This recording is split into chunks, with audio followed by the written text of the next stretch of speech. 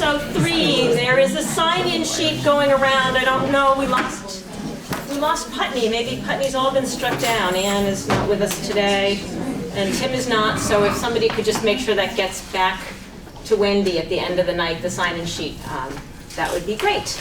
A couple of changes. We have some executive sessions that are listed under 8 that I want to move up under recognition of visitors. And then I also want to just add a quick preamble discussion while our student council rep is here right before we move that new business up to 8, a quick discussion about flagpoles. We're going to run that up the flagpole. So because we have Elias here, our student council representative, so he is going to bring that back to student council, and he may not be here by the time we get to that part of the agenda because he studies very hard. So with that, I will move on. Oh, and I have to add one more executive session to the very end on a contractual matter. So we have 2 contractual matter executive sessions at the end. So with that, I would entertain a motion to approve the minutes of January 22nd. So moved. Thank you, David. Do I have a second? A second. Thank you, Thomas. Any discussion? She takes very good minutes. He does. All those in favor of approving the minutes of January 22nd, please signify by saying aye. Aye. Nays or abstentions? The ayes appear to have it, and the motion carries. Hello, visitors. Unfortunately, or fortunately, you might look forward to this, but we have moved up a probably significantly sized executive session up to the next item after flagpoles. So you can talk amongst yourselves, create an uprising, whatever you'd like. And I apologize for that. Normally we like to move those things to the end, but unfortunately we could not in this situation. If you want to be recognized, if you want to speak, as we always do, before we vote on anything and any topic, we will take public comment. Please raise your hand. Generally, we like to have the board finish their discussion first and then invite the public to speak. Of course, administrators, if you have something to add, raise your hand, and hopefully if I'm not sitting in the 2 ways you're all taught before, wave your hand in my face so that I see you and recognize you if you have something to add to the discussion. If you have comments that are not on the agenda, we always reserve public comment at the end for any non-agenda items because our meetings tend to run very late trying to get through the business at hand. So with that, I'm going to move on to the first part of our discussion. There was a request that came to me in January, but we were in the middle of budget season, to have the schools, I believe, fly the POW flag. And I know flag flying has been an issue that has been discussed at BUHS in the past, and there's been some talk about putting up a student-led flagpole, and unfortunately we don't have Steve here to weigh in on that. I can go trade places with him. Well, I think I just wanted to give it back to the student council and just kind of hear what the student council thought was about that, because my understanding, and I was not on the BUHS board at the time, maybe Sean has a better understanding, but that there was going to be a student flagpole, and just wanted to get an update from student council if that was still the way they wanted to go, because that would probably inform decisions we would make about potential POW flag flying, and have students decide that if that was still a project that was ongoing. I don't know if you have any recollection. Unfortunately, I do, and it had to do with the Black Lives Matter flag, and I think Steve had said that they would have a dedicated pole that would be for flags that came up from the student body. Yeah, I don't think it's been implemented yet, not to my knowledge, but it is something that was definitely talked about. And, you know, when the Black Lives Matter flag was first introduced, it was introduced by 3 middle school students, and they made a presentation to the school board that was, very thoughtful. And basically Keith introduced the students, and then they took it and made their whole presentation. So that might be, since that sort of is a precedent, that might be a precedent going forward, that if the board is going to consider it on an individual basis, then if there was a presentation by those students that were interested in that, it might be very relevant. Yeah, I like that. I like that idea. I like having it be a student-centered project. So do you have a recollection of when that discussion, that presentation was roughly? Because it actually, you can watch it on CCTV. 2 years ago in the spring. Ann Beekman would know, but she's in here tonight. Yeah, I'll see if I can get Ann Beekman to send you that, because you might want to see what the presentation that was made in case people's memory from 2 years ago isn't so great. Yeah. Keith Lyman would definitely know. Oh, okay. And it would be in the minutes also, so I could find it. Okay. Sounds like Sean's volunteering to get that to you so you can take a look at it. But I think that would be a really great, thing to keep moving on. And I know there was a lot of interest in that, and I think the board that's maybe something that the board doesn't want to determine so much. Maybe I'm wrong, it's a new board, but it would be interesting to hear what the students want to do. Cool, sounds good. I'll bring it back. Awesome. Any other thoughts on that topic? Excellent. I would move to adjourn for 2 executive sessions under 1 VSA 313A7, discussion of a student matter. So moved. Thank you, Thomas. Is there a second? Second. Thank you, Emily. All those in favor, please signify by saying aye. Aye. And we will, We're going to move downstairs. 7:27. Thank you, my apologies. And moving on to communications. Kristina, was there any decision? Oh, I'm sorry, gosh, yeah, thank you, sorry, a little discombobulated after that. I would entertain a motion that the board approves the recommendation of the administration in the second student matter discussed in executive session. So moved. Thank you, Tim. Is there a second? Second. I'll give it to Emily. Any discussion? All those in favor of the motion to approve the recommendation of the administration on the second executive session matter, please signify by saying aye. Aye. Nays or abstentions? The ayes appear to have it. The ayes do have it. Thank you. Now we're moving on to communications. Any? Sorry? 2 sessions? There was only one that required a recommendation. That's why I said the second. Thank you. Any communications? I had nothing to circulate, so nice and quiet. Excellent. We're going to get through the rest of this in no time. Committee reports. Sean, do you want to report out on our recent? Yes. The Finance Committee met at 5 today, and we did the minutes. We did warrants and payroll, which will come up under finances in a moment here. And then Frank and the committee had a discussion about the Academy School project. So, and that was about it. Thank you, Sean. Personnel. We haven't met since. Okay, you got your mission statement done. I'll give you a pass. Thank you. Policy and Amendment Committee.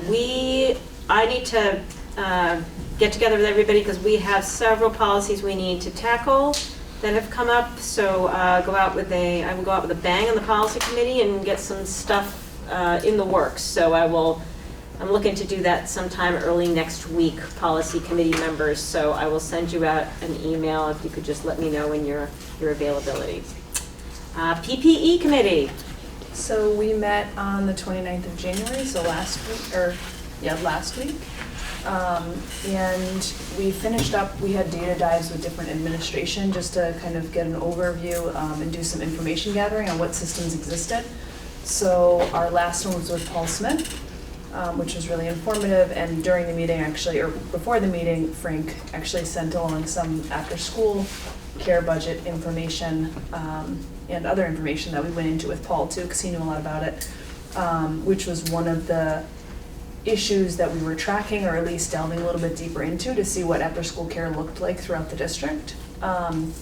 So now that we're finished with these data dives, I guess our next step is to think a little bit more about how we can support the decision-making at the board level. And it might be, I know back in September, and I think what's on our task next time is to think a little bit about what data points might be useful for the board to receive once a month, because Lyle does a nice job at sending us these school data points.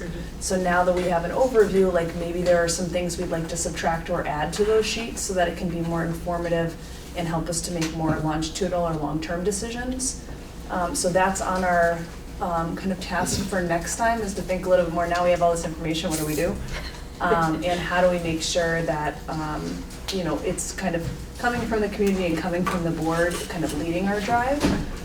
The only other thing I did want to mention is, so right now we're kind of compiling a lot of stuff to look at the after-school care, and since Frank is here and I didn't get a chance to email you that, I know one question we had was on co-curricular activities and their inclusion in the spreadsheet, which I don't think they're included in. Right. So maybe we could also get the co-curriculars, and then there was some that included meals, we were unsure, maybe you could email me like which one, how the meals were, or how Sure. food was distributed in the spreadsheet. But aside from that, like, we're making a little bit of progress, and as we keep gathering more and more data, we'll have eventually something to report out to the board.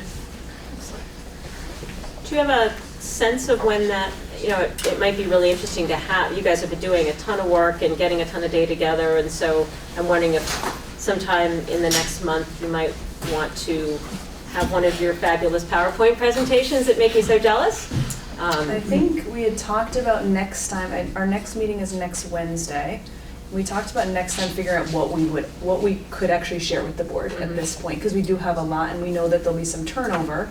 And so we wanted to make sure that we had something that was like, so we don't now have to meet with everybody again because there's all this turnover. So we have something that we can share and then can be used to also hand off to new folks who want to be more informed or may want to join the PPEC committee too.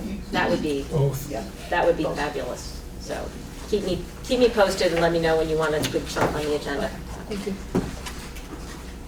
So are you all set with? Yeah. Climate crisis. So the Climate Crisis Task Force met on Monday, and we started to talk about some possible policy proposals regarding climate change, specifically around finance, as far as what sort of role we have in any sort of investments related to fossil fuels or anything related to climate change. And we also started to talk about the possibility of policies to affect our transportation effects. And we'll be meeting again in about 4 weeks. Excellent. Communications Council. We haven't met since the last meeting. We are meeting tomorrow. This wasn't really under our guise, but we did, Jamie and I collaborated on the questionnaire for candidates and sent that off to you and Ann, and then sent that out, and I sent it to the entire board if anyone wants to discuss that. But since Thank we haven't you. met, we don't have much. Thank you for doing that. That was terrific. And you're working on getting something out about the candidate forum? We are, next as week? Jamie pointed out, that we hadn't done that, so Yeah. tomorrow we will meet, and I've already drafted something, so that should be quick, hopefully. Thank goodness for Jamie keeping us all on task. Madam Chair, Yes, when is the candidate one? February 11th in the BAM's multipurpose room at 6 p.m. How do you get into the BAM's multi-purpose room? I got lost over there, I don't know. You go in the band's entrance and just Which which walk is way straight. down there. Yeah. Okay, Walk straight. okay, thank you, Lana.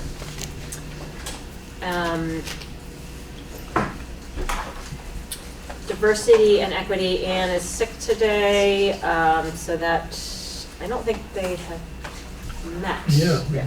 You did meet? Oh, you were. You're on that. Yeah. Well, so is Thomas, who is now the Okay. chair. Oh gosh, that's right. Sorry, I'm behind the times. Do you want me to just, I don't have them, so okay. yeah, if you don't yeah. mind. We heard, let's see, Paul came because Lyle was ill, and Mikhail was also ill, so she was on the phone for a little while. But, so we heard some reports about various things that are, progress continues in the schools, talk about jobs fairs, study groups, purchasing books from teachers, the an MOU, a memo of understanding for using Mike Sostek's time, integrated restorative practices, job fairs, and had some data on suspensions from 2017, 2018. We looked at that and talked about other data that might be possible and how to disaggregate it. Lots of different definitions, lots of different software, so it's hard to really use it. And then we talked about the difference between data and perception, and had kind of a long conversation about how do we get to students' perceptions, and particularly around discipline, not just suspensions and out of school and in-school suspensions, but being accompanied to class, or I can't remember. There were a whole bunch of different things, how to frame the questions, and then how to do a survey, or how to to get that information. We also talked about the importance, or the possible helpfulness of unconscious bias training to help people understand real and perceptions of bias, and how they affect students in particular, with the idea that everybody needs to become more aware. We realize there's no data on gender or ability students' levels of discipline. And then we sort of shifted directions a little bit, and maybe Sean and Thomas can help. We started talking about the dearth of employees of color in the district, and talking about how do we attract people, and as importantly, how do we retain them once we have them. So we talked about understanding how we may be unattractive, and how do we fix that. So I think those two things, student perceptions of around fairness around discipline, and attracting employees of color, may turn out to be sort of focuses for going forward. Excellent. I know Lyle has been working to, in the initial piece anyway, working hard to try to improve that. So thank you all. WSESU Board. Every time I pull up the WSESU Board, it says we meet 4 to 5 times a year. And then we laugh. And I think we meet 4 to 5 times a month. My apologies to Kelly Young, who I suckered onto that board by saying we only meet 4 or 5 times a year. So we met on Monday to determine whether or not to pay our VSBA dues, because the VSBA would not allow us to work with Don Collins until that had been settled. And it was actually, I think, quite a good conversation, and we talked about how this was a 1-year situation, and that I think all the members on the SU board felt like this was a 1-year situation. July 1st is another day, and while it doesn't make, they have a lot of good programming that we can access most of them directly, and we pay more for them. We'll keep an eye on the lobbying and make sure they're lobbying in our interests, because it does not make sense to pay somebody to lobby against your interests. So that was kind of the context, and now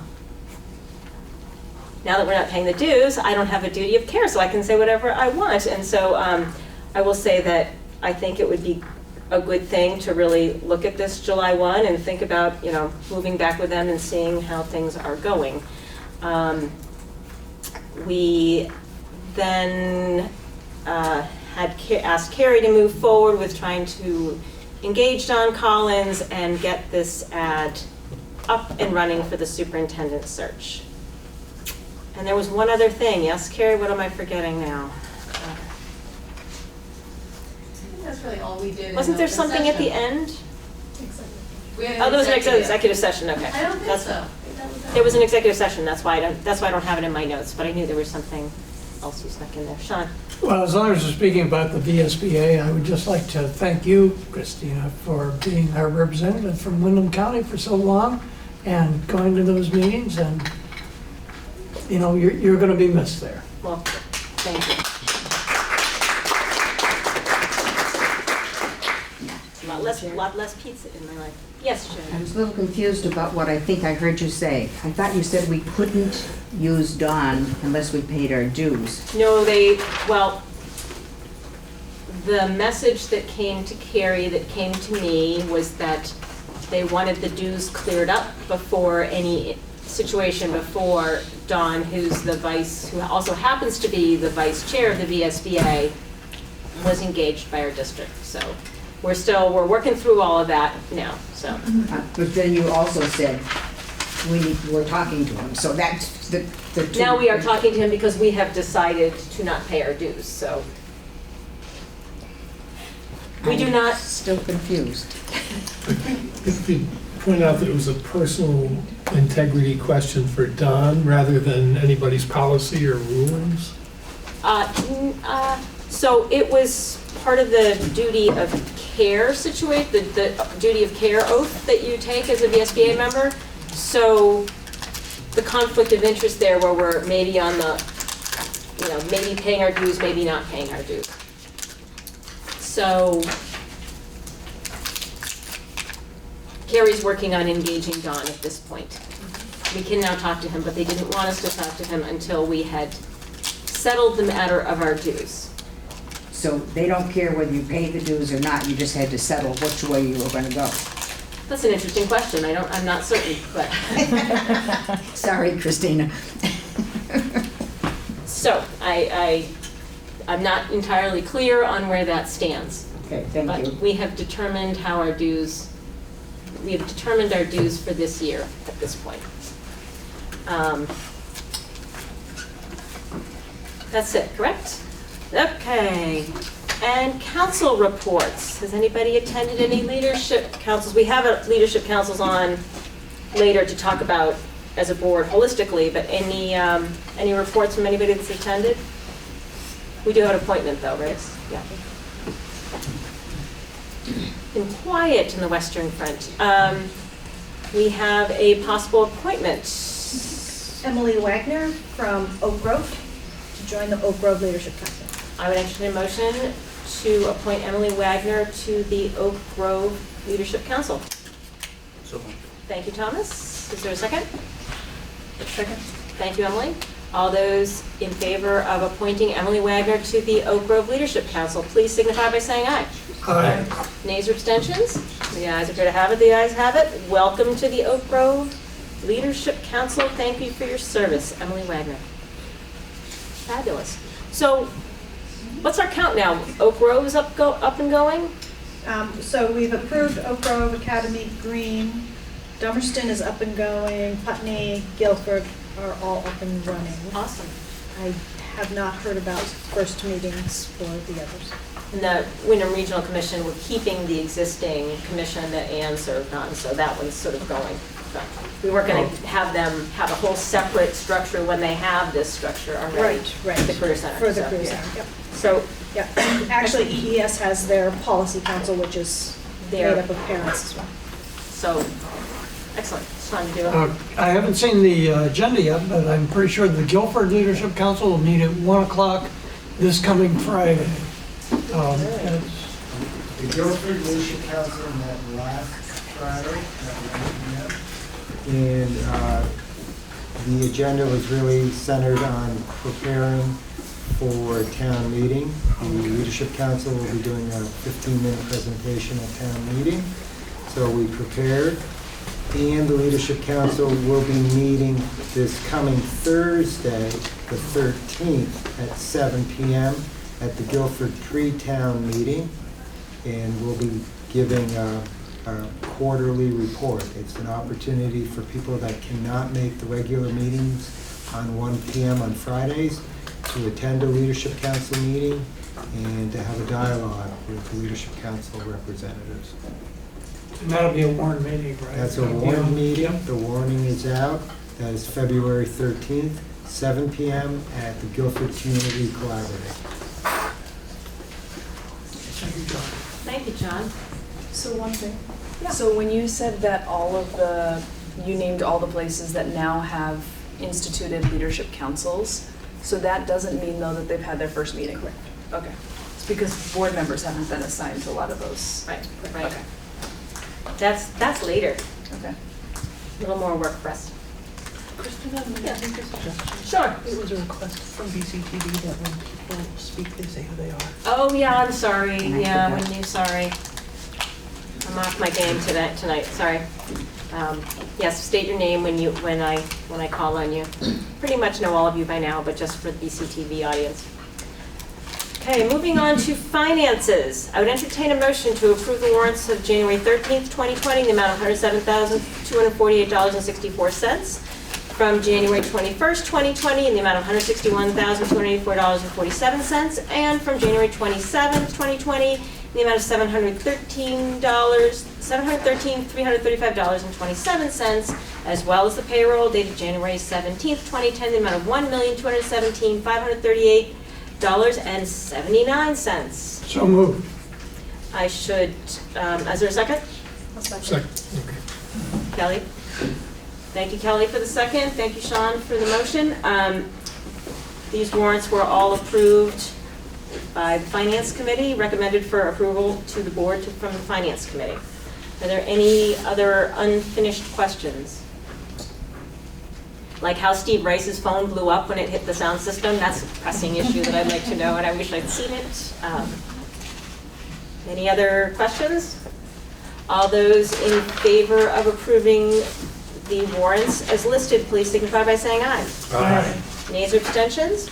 The ayes appear to have it. The warrants have passed. Lyle, you're up. All right, great. Well, the list is going to be quick. So I have some handouts for you yesterday and Tuesday. We had a great presentation from Joe and Jesse Bushak.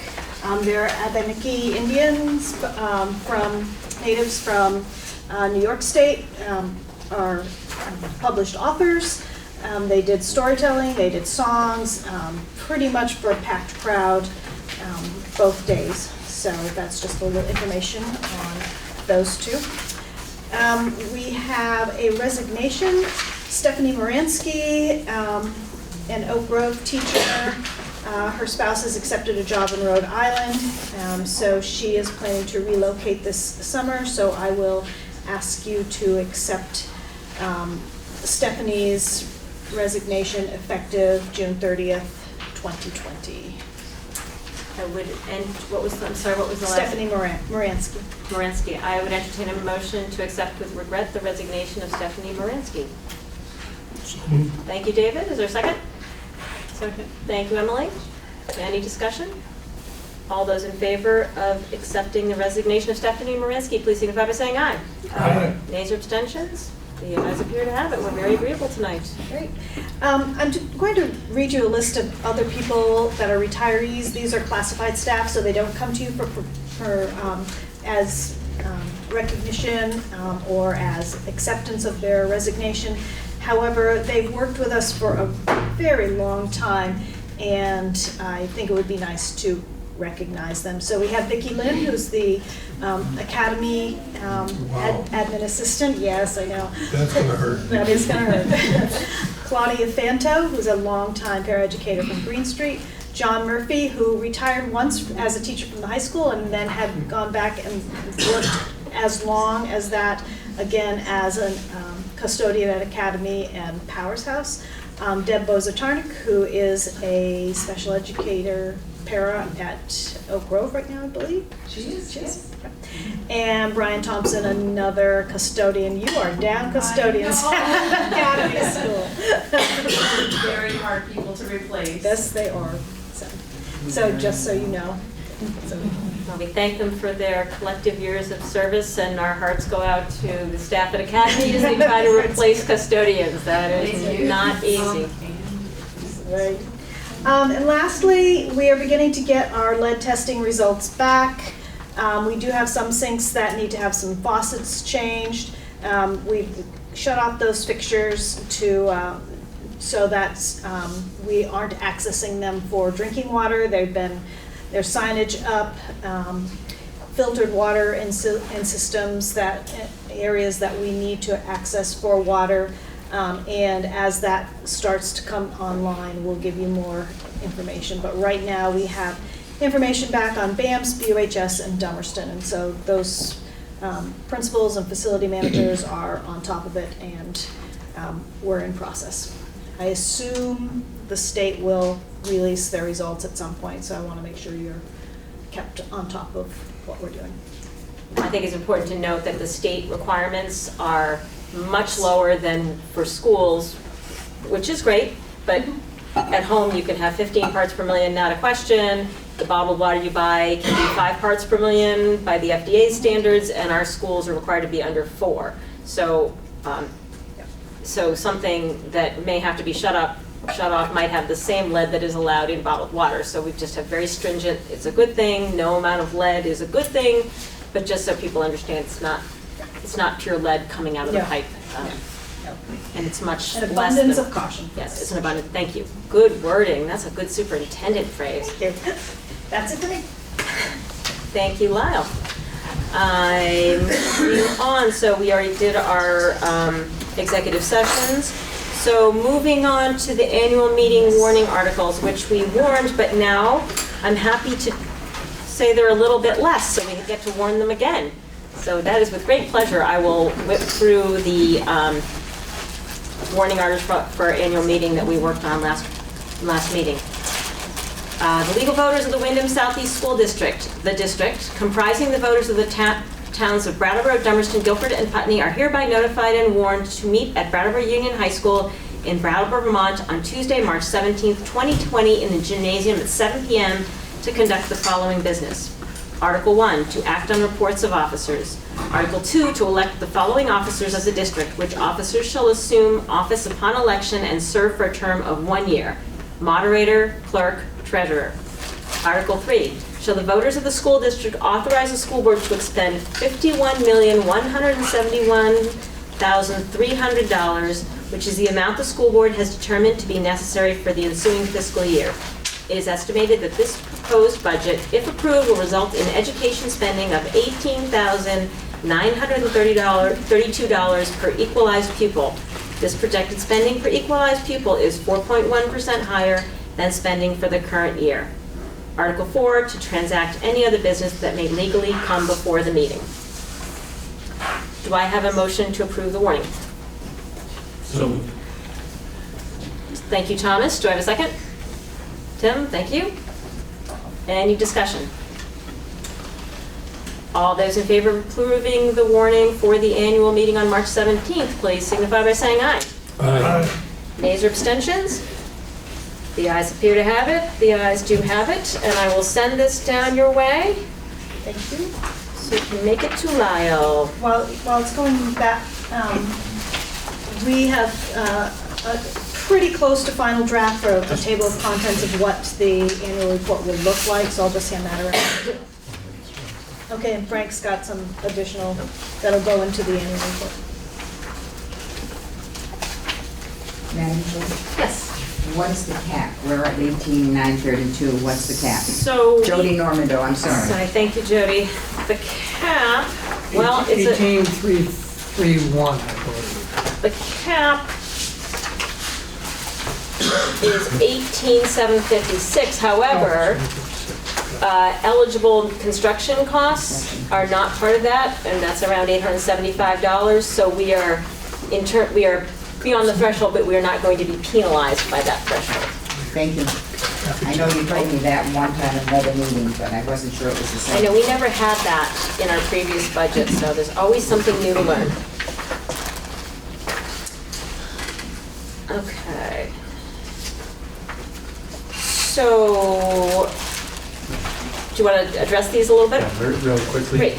Yeah, so as part of the annual report development, Barb developed a draft of a table of contents, and the financial part of that is what I've handed out.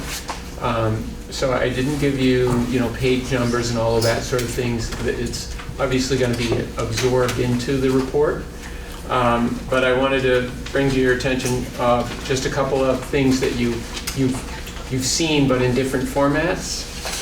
So the first page you've seen, I just enlarged the graph and got rid of a reliance on color. So you've got statistics there that the reader will see, because it's a black and white publication. The second document is one that we reviewed in December, and then I've updated it. So it's an overview, it's kind of the highlights of the financial impact. So it's just a one page, and it's a collection of a lot of different data points. But it's very much a summary level. And we've talked about all the topics. The third page is that tax document you were just referring to, and there is a little bit of good news there again. We got a revision on the equalized student count. It's not substantially different, but it went from 250 to 253. Are these kids like, is mitosis happening or something? This is the state revisiting the English language learner weighting and the assignments and realizing they hadn't assigned all the weights properly. So they've given us a new statistic. So that the earlier version of this report was 2250. Now it's 2253 in terms of the student count, line 15, and then that dropped our cost per student from 18,954 to 18,932 that you see there. It dropped the percent change by 0.1%. So at the very bottom, the tax rate is down to a 1.9% change. Before it was 2%. So that's ready for the annual report. The next couple of pages are the revenue assumptions that we've gone over. And the second page of the revenue assumption has the fund balance information. Okay, and then you see the summary level by school site expense reports. There's several pages of those, and what we've included on there is on the far right a reference to where you can find the detail on the website. So we've added a header there that says detail report on website page reference. So if wherever you are on that summary report, if for example I just happen to flip a couple pages and I see the Guilford Central School, you see on the far right, that's on page 54 of that 130-page document, and so on. So that's again what you've seen, what you've approved with just those references for the annual report. When you flip a few more pages, you'll eventually get to the capital plan, just a single sheet. It's the summary that I had handed out. That also refers to a 17-page detailed document, and that's all on the website. So that's available. The narrative that follows the capital plan, it's a two-page narrative. It says budget question and answer. That's a document that's been in the BOHS annual report for many, many years, and I've created this document with Lyle's review, and it's kind of a one-of-a-kind this year in that it basically said, in terms of budget, why are we developing a single budget instead of our usual individual budgets, and it just lays out the timeline of events that essentially put us in this structure. The second page of the narrative is very similar to what I had put in last year, just sort of updated the dates, but it's how will the school tax rates be calculated, and it tries to address there's an equalized rate and then there's a CLA adjusted rate. So it explains the school funding law in a very general overview. The following page is the student enrollment that I had shared earlier, so no difference there. And the last 4 pages, you're looking at a double-sided document, so the last pages are the Wyndham Southeast Supervisor Reunion budget. Typically we put that in the the individual town district reports. Obviously, those are not the format that's going forward. So they're in this report along with, as it has been with the Vernon Town School District report. So, and those are, the format of that are the required disclosures from the statute. So I think that's the overview of the financial section, and then the table of contents refers to the other documents that are being developed. One last thing in terms of the timeline, we've got good news that it looks like we will be able to get this to folks before town meeting.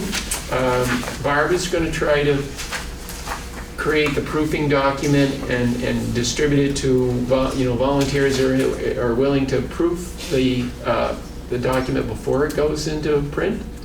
And so between now and Friday, maybe at the latest Monday, if you're able to provide any feedback, any suggestions, comments, we'll be ready to incorporate those and see if we can get this out to the public. Awesome. Thank you also for putting that project subject to board approval on the capital plan. That is very clarifying. Any other? Yeah, I think we had agreed to have the student counts over time included as well. That was always a part of the Brattleboro report. We talked about that last week, and you said you would be able to do that. Okay, so I did have the 2 years, the November 19 and then the November 18, and I know what you're talking about. You're probably talking about just the high school level. No, the Brattleboro, the town report, the Brattleboro town report, had the number of students in Brattleboro, the total number for the last probably 20 years. So you can see the long-term change in the numbers and the fluctuation. That might be something, Barb. Yeah, we can look at it. Okay. Yeah, we could add that as maybe an additional page. So this is the whole system. Yeah. And but it's not over time. It's not like it's just 2 years. Yeah. And the reason why I chose this data set is because it is the basis for the equalized student count. It's not the equalized students, but it's the basis. Yeah. It's also the same basis we use for the supervisory union assessment. We can. But the equalized students is for budget purposes. It's not. Yeah, how many kids these are actual kids on this sheet. Yeah, people have always been really have commented on that. And noticing that it goes up and down. It's not just always down. Yeah, while we're talking about it, you can see that last November we had 2,493 kids, and this most recent November 2019, you see there 2,509. So that's that increase, and that's a lot more kids than what's on that tax sheet. Just while we're talking about it, 2,500 versus 2,250. And you might say, well, why is that? And a big part of that is because the pre-K is only 0.46. So that's a lot of kids. And then there's the weighting for poverty. And then they equalize the whole state by saying, well, there's only 78,000 kids in the state of Vermont. So once everybody gets their weight, they divide by like a 0.87 or 0.88 to get back to 78,000. It's just that the folks with a higher poverty have a higher number. Great. Nice report. Any other questions from the board? Thoughts? Jody Normando. Is this information that Frank's just presented going to be on the web? Yeah, it will become an annual report, and that will be on the website. Okay, and the second question is, do you have a hard copy of what the budget's going to be now with you that you can share? That document has the budget in it, yeah. You mean that's not the whole budget. That's not the 132 pages of the budget. Currently it's on the finance page, right, of WSESU. And it should be on the board page as well. But you don't have an extra one that you want a hard copy? Huh? You want a hard copy? Yes. For somebody who likes to mark things up. There will be hard copies available at the town meeting. at the annual meeting. And we can start that print job, you know, and make it available to you. Okay, but you haven't passed, you don't have something that's passed We out? passed out last meeting, we did have a few extras that I thought got picked up, and nobody's carrying around an extra that I know of. But. I think if anybody's interested, they're going to want it before town meeting. Yeah, so I think as soon as we have the book, we can also have some hard copies of the full 130-page detail document as well. So is that something we could ask Barb to start some of that printing, and we could bring them to our next meeting? So if people want hard copies now, we could. Is that going to be the newsprint? That one, no, we're just doing as, you know, the board talked about 70 copies, you know, so that we're not knocking down trees, but, and, you know, if the meeting's at the high school and if we find folks want another 30 copies, we could do them right there. I'd hate to have a bunch to throw away, though. Yes, Ruby. Ruby McAfee. I was just wondering if on the agenda, or not the agenda, table of contents, if there's a spot for leadership councils, a report on leadership councils, not from each individual one, but just to kind of acknowledge and talk about them. That was something I had mentioned many moons ago when you first started talking about the.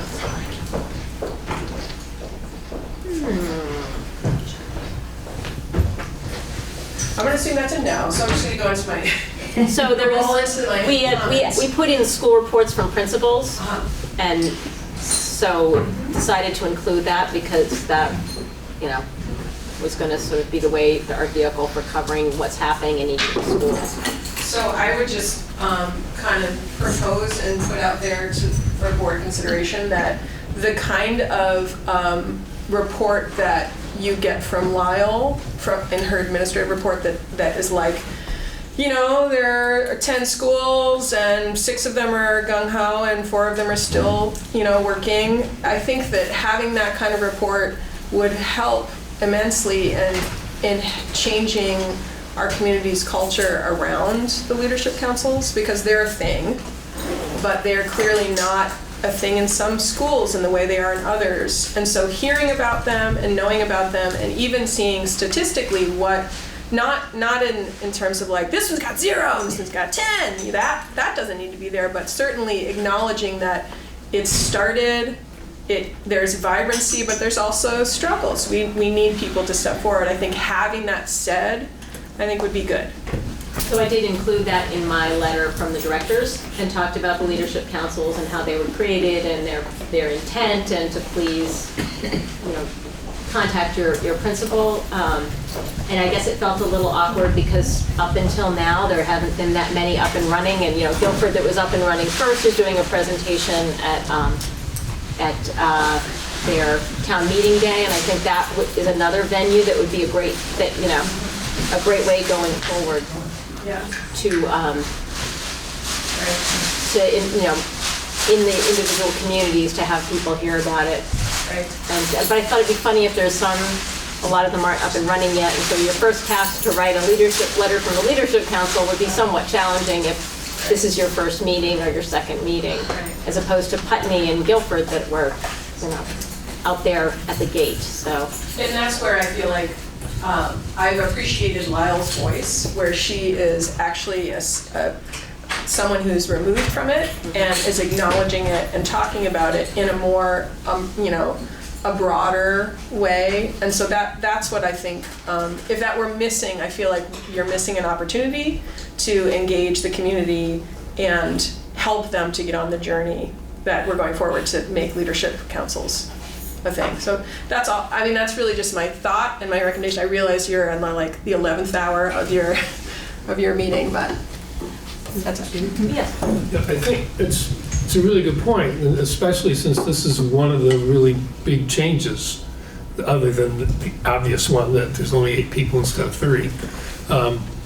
but it's one of the changes, and it's the thing we're sort of counting on to make up for the absence of people. And I think, I mean, there's not a lot to report, but I think it's a really good point. I'm just not sure how Lyle or Kristina would be able to put something together, and then how it would get to, I mean, would it be, I guess we could try to put something together to present at town meeting. I think most of the towns are doing something present something at town meeting. So I'm just not sure what it would be or how we would do it, but it's a really good point. It's really one of the primary changes that we made and worked really hard to get going in this process. I will touch base with Lyle and see if she can put something into her letter, if it is not, because I have not seen the text of her letter, but just to see if that could be included in some way, and she can whip off those things quickly. I perseverate for days, so. But I know I did touch upon it and talked about what they are, so that it would be in that letter coming from the board and asking for people to step up and participate. So see if we can sort of take care of it that way. And I was going to add this to the agenda, and I think I'm going to do it for the next meeting, which is how we're going to handle, how people may handle town meeting board members, if board members want to show up and be there to answer questions, because, we can't all be in all Everywhere. town meetings everywhere, and so You while can all there's not come a to place. Brattleboro, it's on a Saturday. That's true. Oh, I shouldn't have said that. But board members shouldn't be going to speak for the board. However, if we agree as a board, this is something we want to empower people to do. I mean, I planned on showing up and speaking as a citizen at any rate, but just to maybe next meeting, come up with a plan if people want to attend, be there to answer questions, and that the board is clear that this is a time when you can speak for the board independently, and just update people in the town, because it has traditionally been something that people talked about on town meeting day. So I've had many questions. What, you're not going to be there at all? And well, I'll be there, but the board can't be there. So maybe I'll put that on for next time when we don't have such a burgeoning agenda. Sound good? Okay. Moving on. Academy capital projects. We spoke about this at the Finance Committee level and kind of wanted to come back and revisit it before we forget about it. And I guess, Sean, do you want to update, because it was a Finance Committee thing, so just talk a little bit about where we are in the process and... Yeah, it was, basically where we are is we're probably going to need at some point a board commitment to do this, which will be a motion and then discussion and a vote. And then after that happens, then there'd be an RFP developed, and then it would be in conjunction with Stevens, it would be put out to an idea of eventually coming to a bond vote. But it's, what we're going to actually do tonight, I'm a little unclear. Well, if the board wants to get this scheduled and get it to a point where a bond public information hearing can be developed, to get funding in line for a final design and then a bid process, basically would want to vote, whenever the board feels it's ready to either authorize the project or not. We heard the need from our principals, and there's no solution on the short term. The modular building is fully depreciated and is not a good learning environment for those kids. So, I would urge the board to, if you're not ready tonight, to be sure to have a date scheduled, keeping in mind that, as you said, the next steps are get board input on, and that's what we discussed in the finance, on any sort of specialization or customization of the project. And then if you do approve the project to move forward, that goes through the consulting and schematic design development, so that we can warn a bond to the public.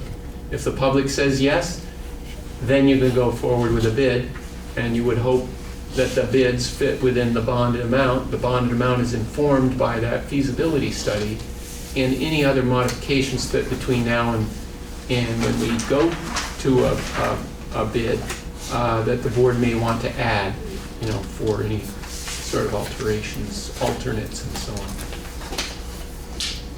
So I guess I'm looking to the board if somebody wants to make a motion and continue that discussion, or if you want to put it on to next time. I mean, if somebody makes a motion, we can have the discussion and then postpone the motion. There's all kinds of, I got Robert's rules right there. I'm sure I can manage this.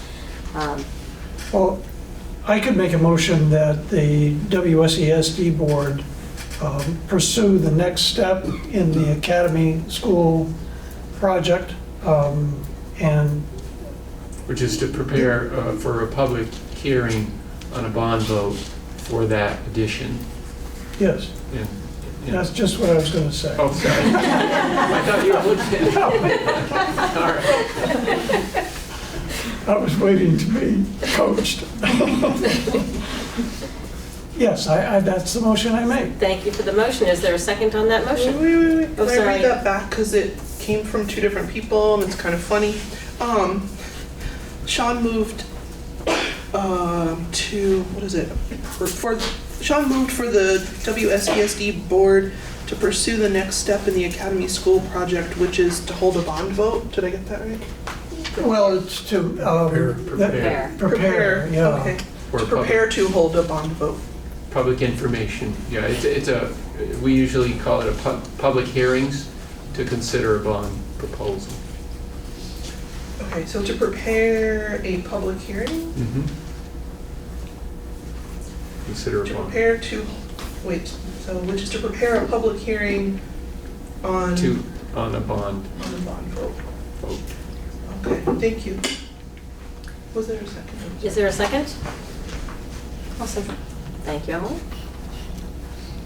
So I have a question, if I may. Of course. So if that passes, when would the RFP actually be developed? That would be, It generally, once you know you have funding available, you I see. move ahead pretty quickly.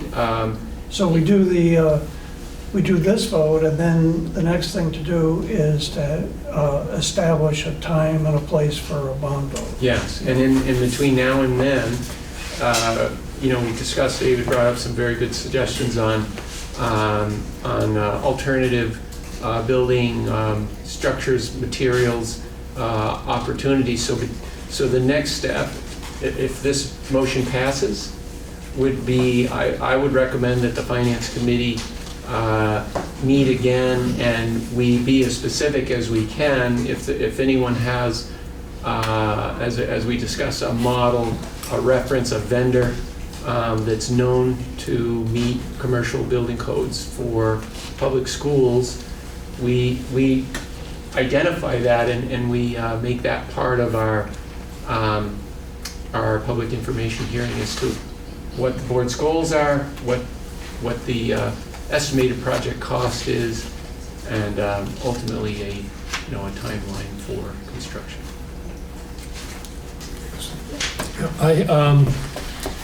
We talked a lot about this in the Finance Committee, and I'm sorry that we couldn't have taped it and played it again, because it was a really good conversation. I think the reason I'm going to ask that we table this motion is because we've seen one model, we've seen one example done by obviously a competent firm for a pretty traditional, highly efficient, but pretty traditional bricks and mortar school building. Not necessarily looking anywhere toward the future, not necessarily, not just in terms of what the space needs might be, but what kind of a building do we want to be, what kind of buildings do we want to be building right now? We haven't, the board never really talked about this. It pretty much went through the process of hiring these professionals to come in and create a model, and it's the only model we've looked at. There are other materials that could be used that may be much less expensive. We could ask for a zero carbon sort of a facility. There are now recycling toilets and waterless urinals and heat pumps and green roofs and all sorts of other building options. And there's at least one company in Vermont that can build a zero energy, zero carbon building pretty much to your orders, to your design. And just a couple of years ago, when I contacted them, they were confident that they could meet the requirements for public schools. And we don't have another model to look at. And I appreciate, saying let's pass this now and then we'll talk next month about finding out another model. But I would prefer that the boards kind of take time and think about what kind of buildings should we be building going forward. We know what the needs are for instructional needs, but what's the best structure to put those in? And do we want to look further down the line or look further ahead than just another bricks and mortar building? It'll look really nice with the current bricks and mortar building, but it may not be the best thing. And I also look at the $1.4 million estimated price tag, and that's really what things, it's usually more, and particularly some of the things they talked about upgrading insulation and stuff. It seems like it would be more. So I just think we need to kind of slow down a little bit and have a look at some other models instead of just, going ahead with and seeing if anything else pops up, but actually to actively seek some other models and talk to people that build different kinds of structures. That's my 2 cents. Any other, I guess, in terms of tabling the motion too,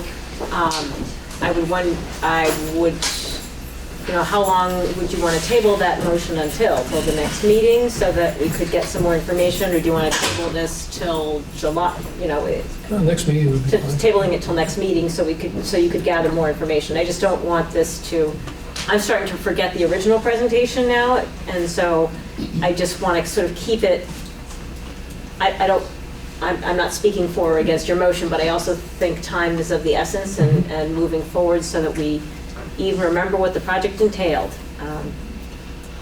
So your motion is to table this until the next meeting. But that would be a motion, we'd have to vote on the motion to table. Yeah. I think the project has been in the works for quite a while, and the need is critical enough that we probably should get going. I think tabling it for till the next meeting might be prudent, but I also don't want to forget that a lot of legwork has been done in terms of a needs assessment and in terms of a possible solution, by a firm that actually has done a tremendous amount for the school district here in Brattleboro.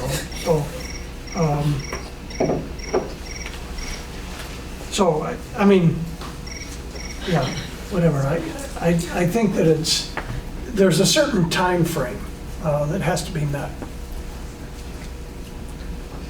Is there a second on David's motion to table? There was from Tim. Okay, thank you. What would be the, what would be the things we would be looking into, like directly that proposal didn't answer? Meaning, are we looking specifically that proposal wasn't energy efficient enough, or because it gets pretty broad, so I'm just wondering for some clarity, if we were gonna do some research, or whoever was going to, what would that look like? Like, what are we really looking for? Like, are there a few standards that we're saying this doesn't meet, therefore we just want to explore? No, I think there may be other options, there may be other builders, or there may be builders or other construction practices or other models that will do the same thing, will serve just as well for a lot less money. Or maybe not, I don't know. The point is that we haven't looked at other models, we've only looked at one. We should have done it a year ago, but we didn't, so here we are. Yes. So who would we have do that? I mean, could we not go to them and just ask them to? I mean, To To Stevens? Yeah. They're not who- contractors, they're not builders. Right, but are we asking a contractor to make this, to offer these sort of alternatives? Or are we, aren't they, who would be the proper entity to ask for these alternatives that we would be reviewing? The only one I know about is a company in Waterbury, although Sean tells me there's somebody in New Hampshire that, And that's a contractor? yeah, they have a facility where they build buildings, and then they bring them down and put them together on a truck. Yes, John? Yeah, I should remove the one that I mentioned because they do residential, and there's a big, big difference between a residential construction and a commercial school, or a school construction. They only do residential? They only do Yes, residential. You know that. they do residential, Okay. yeah. Well, as far as, I don't know emphatically that would be the case, but, that could probably be answered in one phone call. My dad built houses, but every once in a while he'd build a church or a restaurant or a public building too. Yeah, I think there's so many, oops, we shouldn't have a private conversation, Madam Chair. Yeah, get us.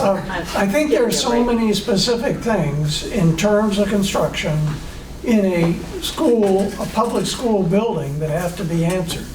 And I think, from my viewpoint, the proposal that was presented to us was somebody who was very experienced in that realm. And all the things that the HVAC, the heating, the sprinkler systems, the construction, everything is well vetted by that firm. And it's not like they don't look at longevity and also, trying to get to a net zero building if possible, within the confines of the monetary outlay. Kelly? If we did ask this place to provide us with something, would there be a cost to it? Would it be just like, I No guess one's looked that's... into this, Kelly, that's my whole point. We haven't explored any of these other options. I can't answer any of these questions. Nobody can because we haven't looked at any alternatives. But these would be, this is what I'm thinking, I just heard about it tonight from you, but like, these are actual contractors, not like that, we had an engineering study done. So like the engineering study did this whole modeling, these are people who actually would be later on maybe bidding. This is like part of, essentially a part of the RFP process, but because the model doesn't fit what they do, the RFP wouldn't include them is our worry. Yeah. Does that make sense? Yeah. I'm trying to figure that out too, so.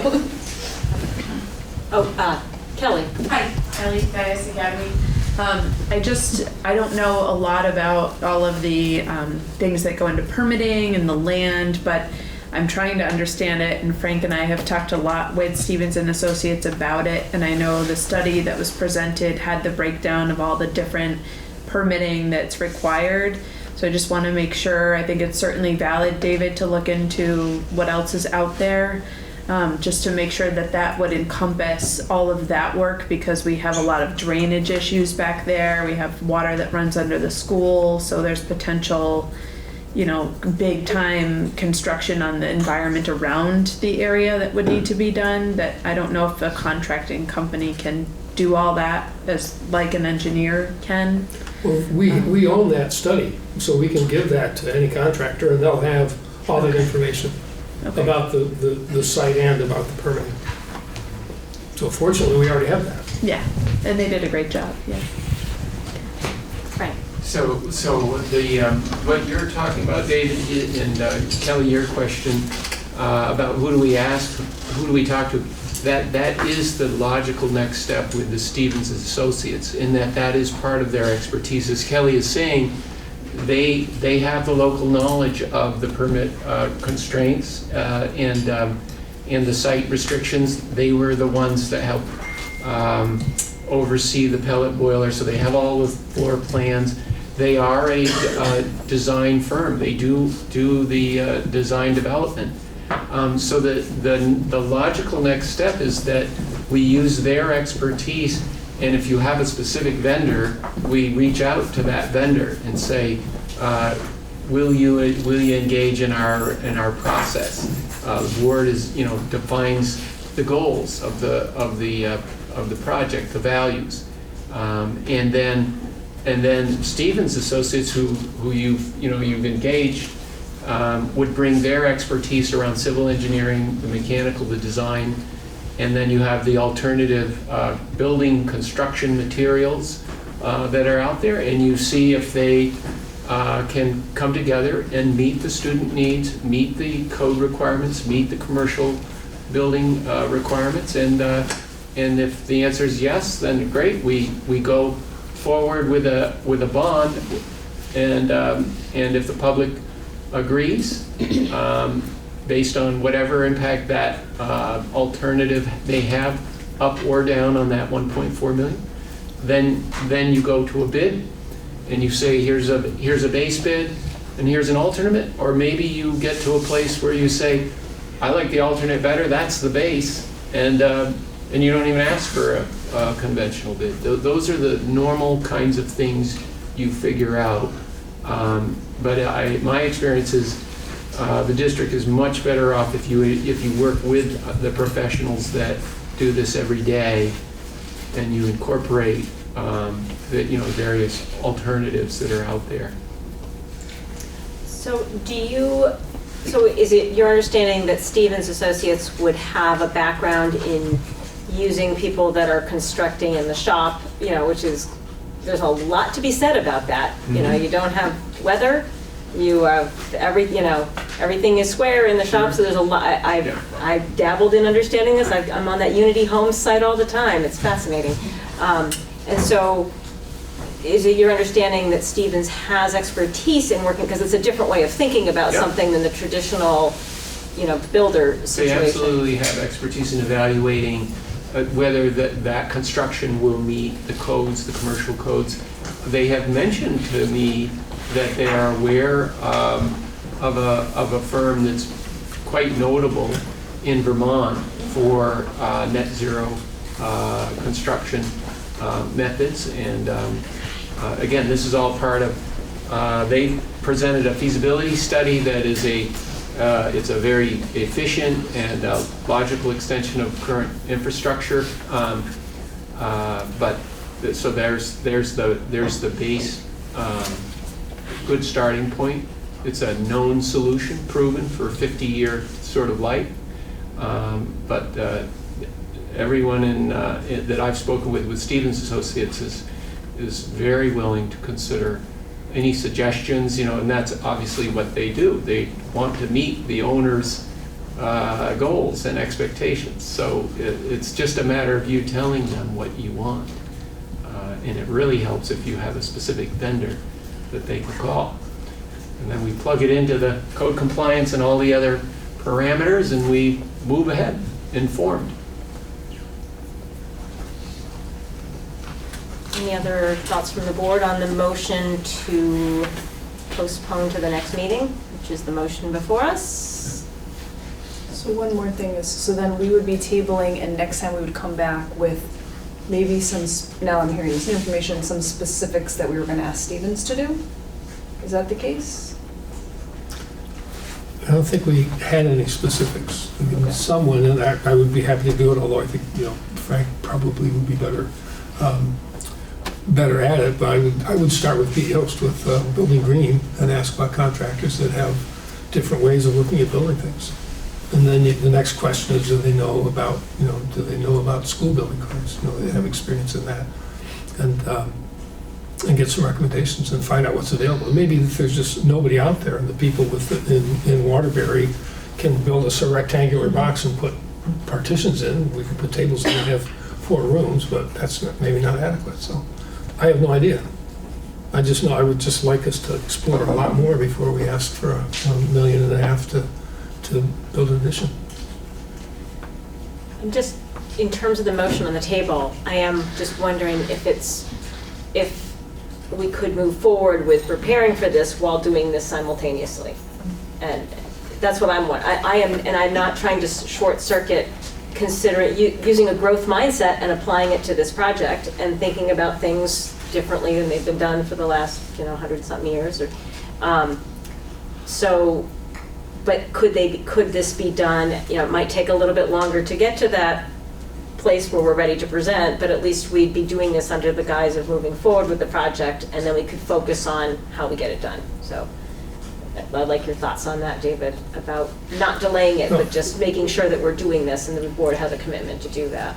I'm hesitant to do that because I've been raising this issue for a couple of years now, and it just keeps moving forward with its own inertia, its own initiative. And so I just want to kind of let's just stop and look and let everybody know that we're stopping and looking, and instead of, well, we'll just, we'll go through the next 3 weeks and we'll get some numbers and some figures, and then we'll just keep on steaming along with the original proposal.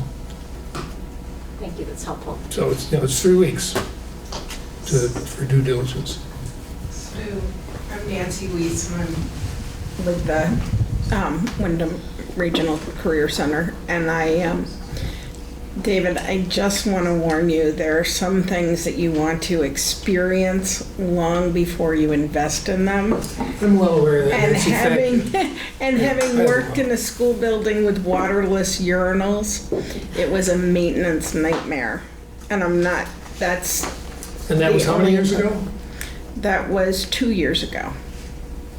And that's not something that's necessarily going to be there. I mean, that's one thing that I mentioned in passing. No, I know. But I'm just saying that there are some things that get sold as a really good idea that don't necessarily work. And the other thing I would say to you, and this is not to be in any way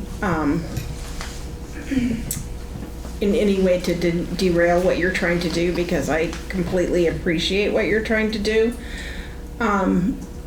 is that as a parent of a child with a learning disability, and as somebody with a learning disability myself, I think the need to have appropriate placements for those services to take place educationally need to be a priority.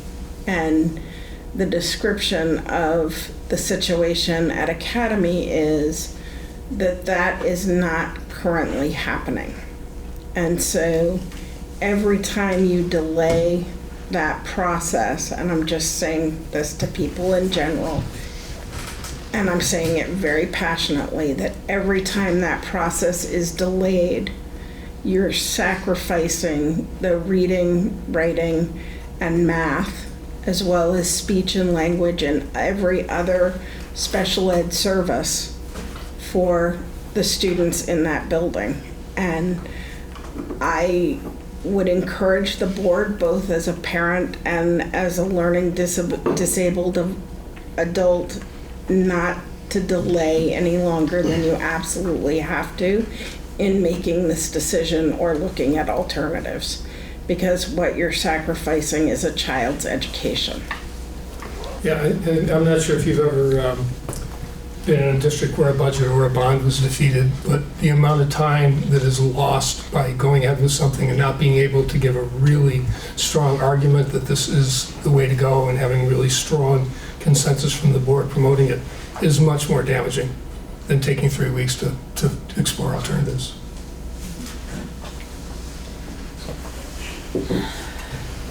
Tara, did you have a question? Because you had your hand up, but I just want to get to administrators first. So I wanted to, my name is Tara Kristina, I'm from Putney. Clarification on where this process is at this very moment, because we've been hearing that it's been in the works and there's this and that has been happening. So where exactly in the process are we right now? Frank, you want to? Kelly, you're closest to the situation. I think you'll say it much more eloquently. I mean, I can just say that they know our campus really well. Like you said, they've done a lot of projects for us, but really they've met with all of the staff. They've completed the feasibility study, and now we're bringing it to you to inform you of that study and hopefully move forward with just letting the public know how it would all work and hopefully funding it.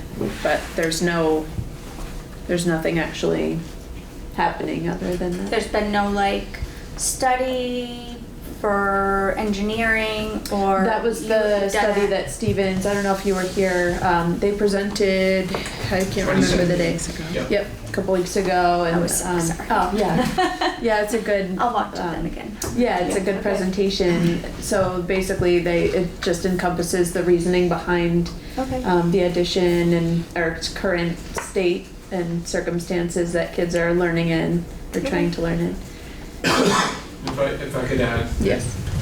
This project's been part of the Brattleboro Town Capital Plan for, I think, 3 years now. Right, I remember that being yeah. part of the budget discussion. Yeah, Yeah. so maybe a year ago, the Brattleboro Town School Board authorized moving forward with the feasibility study. So that was completed just this past December, and then there was the review last month. So we're going into the third year on trying to address what has been known as a facility that's rapidly depreciating. Frank, is that study on the website anywhere? If it's not, I can make sure.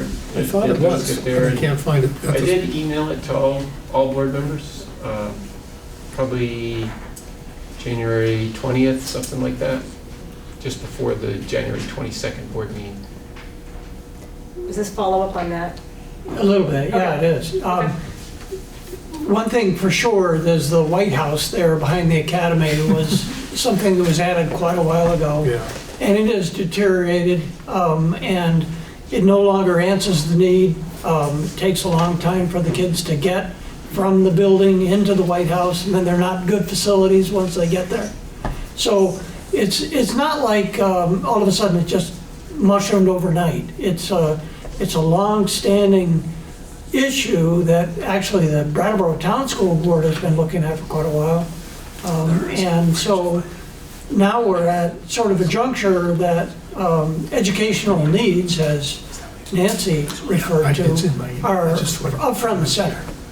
So, you know, it's like first, second, third, fourth, fifth grade, they go quickly, but if you don't have what is needed for those specific students at that time, and they move on, you've lost the opportunity.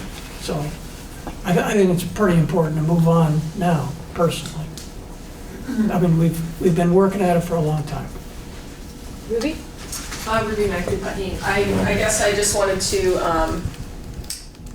thank Dave for bringing it up, because I think that at the last meeting, the climate crisis and the statements from the community about the climate crisis were pretty strong, and I'm anticipating that that's going to happen again. And so I think it is having those 3 weeks of a pause to try to focus that and understand the decisions, I think is a good one.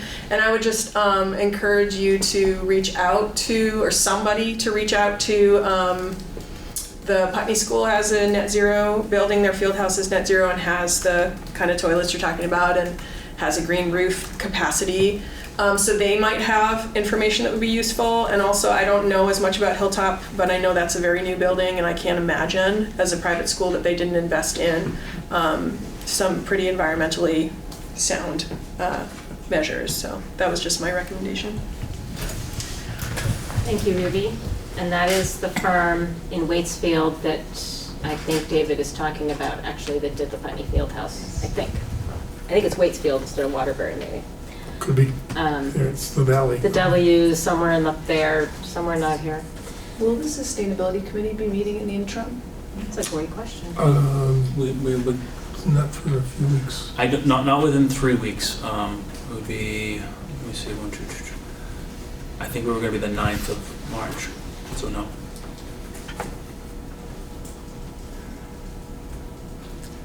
Though that could be changed. Yeah. I was gonna say maybe we could. I'm hesitant. I want to move along with, if special needs students aren't getting the services or aren't in an environment that's conducive to their learning, I want to move it. But I do want to be cognizant of the fact that this building's going to last a long time, and like we can't rush anything. And I don't like the idea of putting something on for later, like hoping to get to an ERP process, because I think we need to have our goals clear. So I appreciate that, David.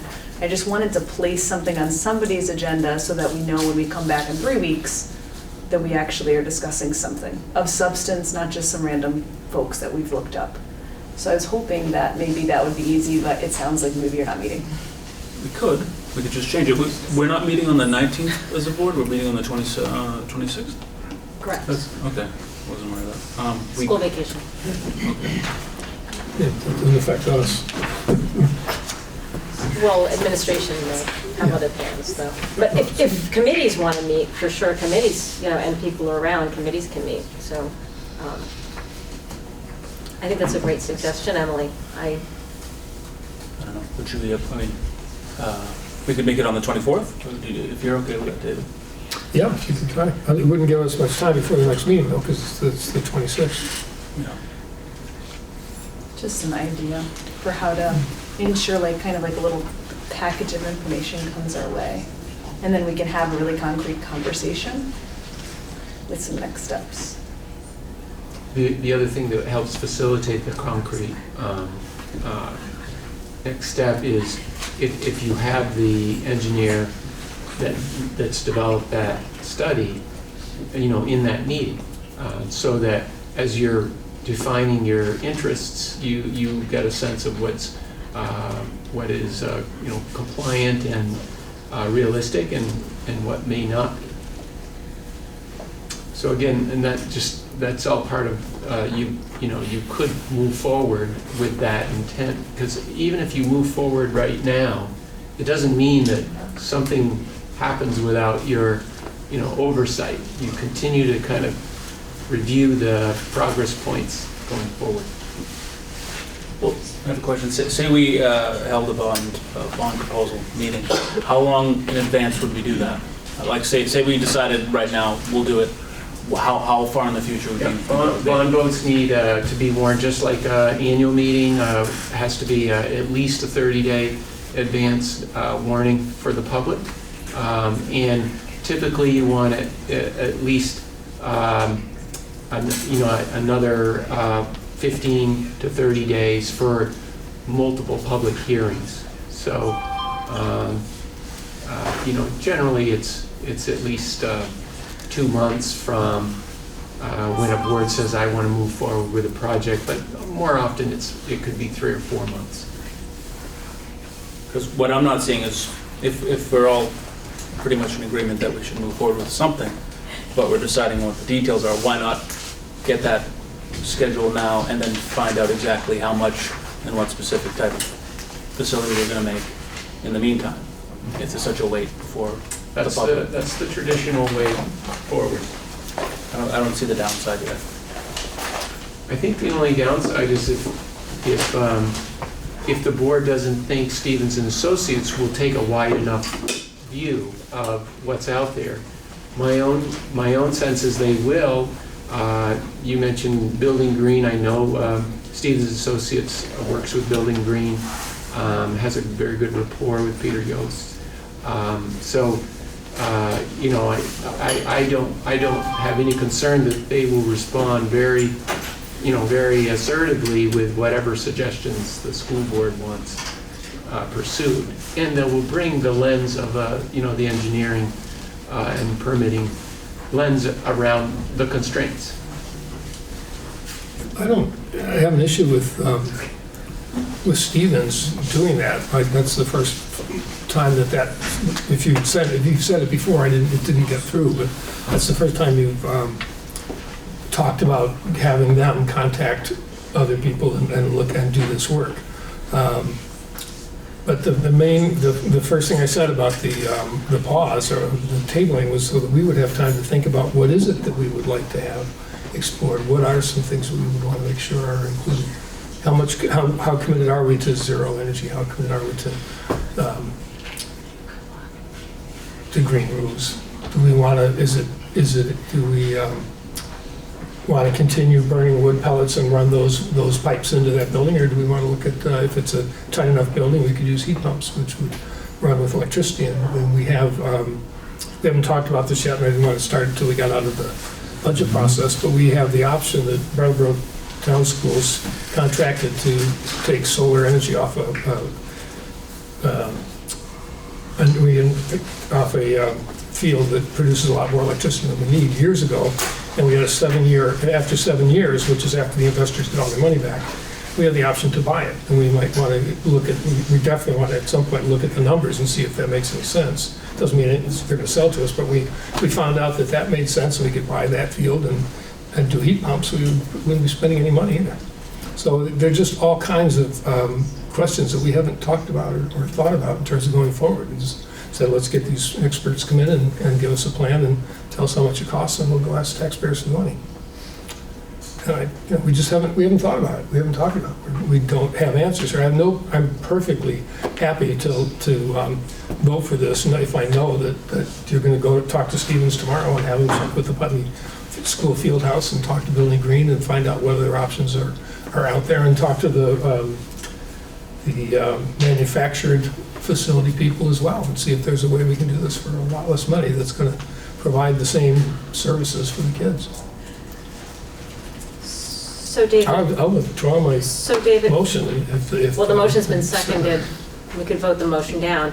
I'm going to suggest that maybe our motion, if this motion is voted down, because I hear what you're saying, and I think these are valid points, and I think if the board is doing their due diligence, it's more likely to pass a bond vote, so that our motion to go forward will include this information carefully worded by a thoughtful motion maker so that it's very clear what the board intent is, so that we can move forward on this now, but it's very clear what our expectations are, as much as you can turn that into a motion in the next few minutes let's just vote. It's easier to just vote this motion down, so if that's, or whichever way it goes. But I would rather have time to think about it, because frankly, we do this, we make up motions, and Wendy does the best she possibly can to figure out what we mean, but after we pass them, we're not necessarily sure what we voted, so I would rather not do it in a hurry. so we could lay this on the table till later in the meeting, so you could craft a motion that you would feel comfortable. I'd love to get this motion to either delay or not off the table. If that's okay, we could go back to the main motion, lay that on the table till later in the meeting, so we could, you could work on crafting something if that's okay with the board. So we could have a motion that kind of encompasses and makes people comfortable about moving forward. Yes, Sean. This may be a little tangential, but I remember in the presentation that Stevens made, they started talking about the windows in the academy school, which is not part of this, what we're considering now. But the thing that they showed very clearly is that you can buy windows that would be, do everything that a wall could do, or you could buy windows, that didn't do much. And they carefully chose, there's a curve. There's a curve when you're trying to save money with energy. And once you get into the vertical part of that curve, you probably never will save the money. So from that one comment that Diane made, I realized they've already taken a lot of things into consideration in terms of the actual structure that will be built and how much it will cost, and where the curve it has the sweet spot. And that's what we want to hit as a public entity building anything, is we want to hit the sweet spot, which is something the public can afford, that answers the need that it has to be met. So we have a motion on the table to lay this on, to postpone this vote on moving forward with the academy project until the next meeting. Are we ready for that vote? All those in favor of the motion to postpone, please signify by saying aye. Aye. Aye. Nays? Nay. The nays appear to have it. Can you tell me the count on that, please? So the yays were David and Thomas. Okay, and Kelly. Oh, and Kelly. So Ooh. three. Oh, I didn't hear Kelly. I thought it was just two. So it's a 3-4. So it's a 3-3. I did not vote. I would be the tiebreaker. I will vote to, I vote the motion to postpone, sorry. Sorry, I'm losing it. It must be 9 o'clock, yes. I'm voting with Sean, which was a yay, yes? Yes. No, because it's a nay. It's a nay. Oh, That's nay, what I'm having yes, trouble thank with, you, yeah. thank It's a nay. I vote nay. So 3-4, the motion failed. Yes.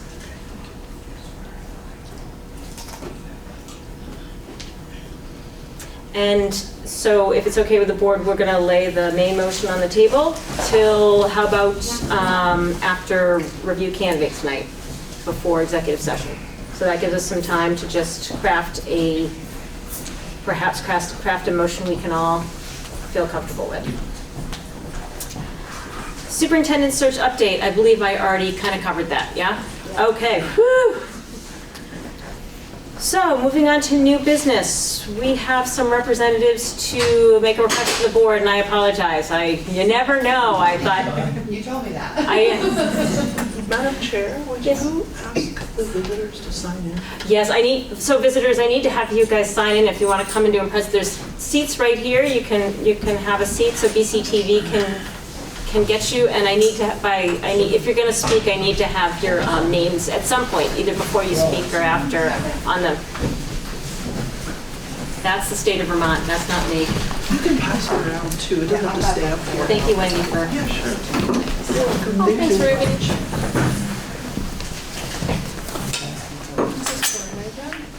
This is the POW flag. Yeah,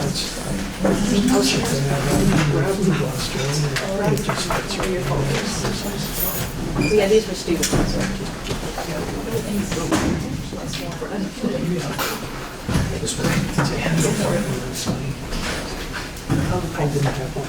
Welcome. Thank you. So we'll introduce ourselves first. We are all part of the Rolling Thunder Inc. group organization. I'm Kelly Kolansky, and I'm one of the board members, an active member of the group. My name's Todd Kolansky. I'm the vice president of our chapter.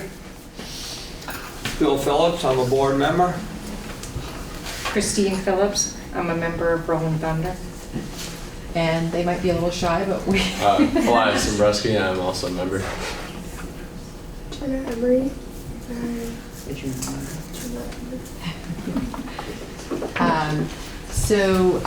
We are here to talk to you just a little bit. We'll try to take just very brief time. It sounds like you've probably had a long evening already and may not be done. To just tell you a little bit about the Rolling Thunder organization, what that is, what we do, and what our request to you all tonight is. Rolling Thunder is an organization that the primary focus is to bring and raise awareness of the prisoners of war and missing in action from all wars. To date, there is still about 82,000 POWs and MIAs who their remains have not been brought home, or they have not been brought home. There's still a lot of work, a lot of research that's happening to still try to locate those individuals or their remains. So that is ongoing and active all the time, year round. And so our organization tries to bring that awareness to the community. We really try to push to kind of remind people that there's all of those people or their remains that are still out there. These are, folks, parents and grandparents and children and loved ones and our ancestors. And regardless of people's views on war, these are people who have served our country and in one way or another have given their lives for our country. And we feel very strongly that they deserve our respect and honor, and so for us to not let them be forgotten. So that's the main focus. We also spend a great deal of time fundraising and getting out in the community to help support veterans who are here now.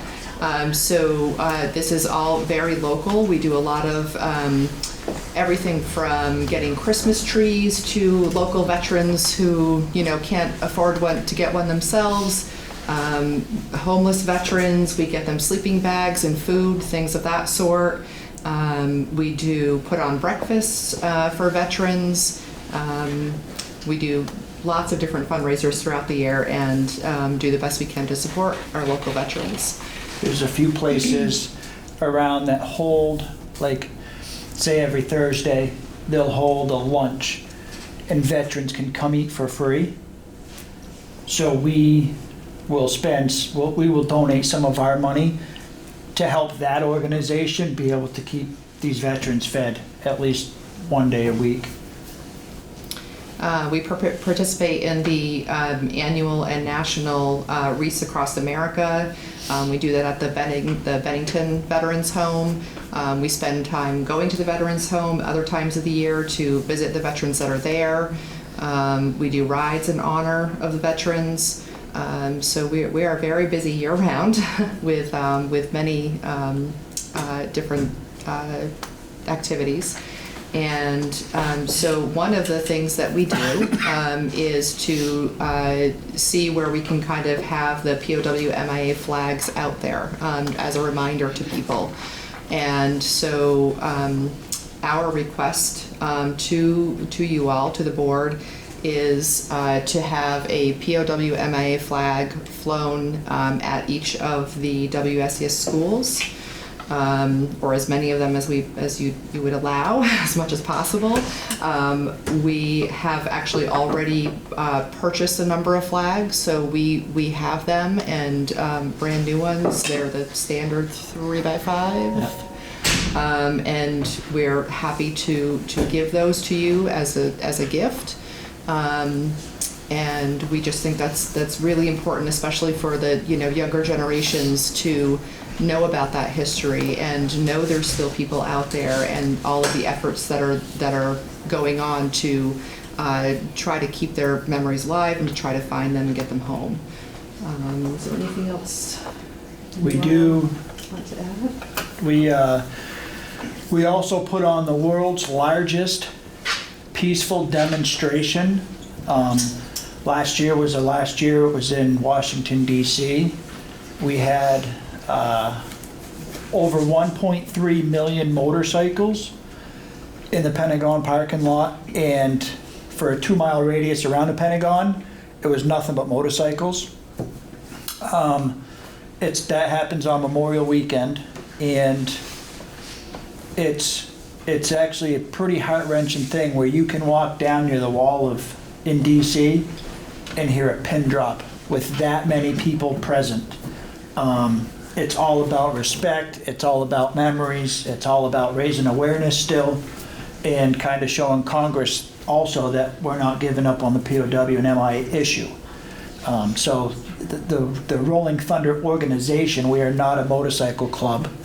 We are an organization, anybody can be part of it.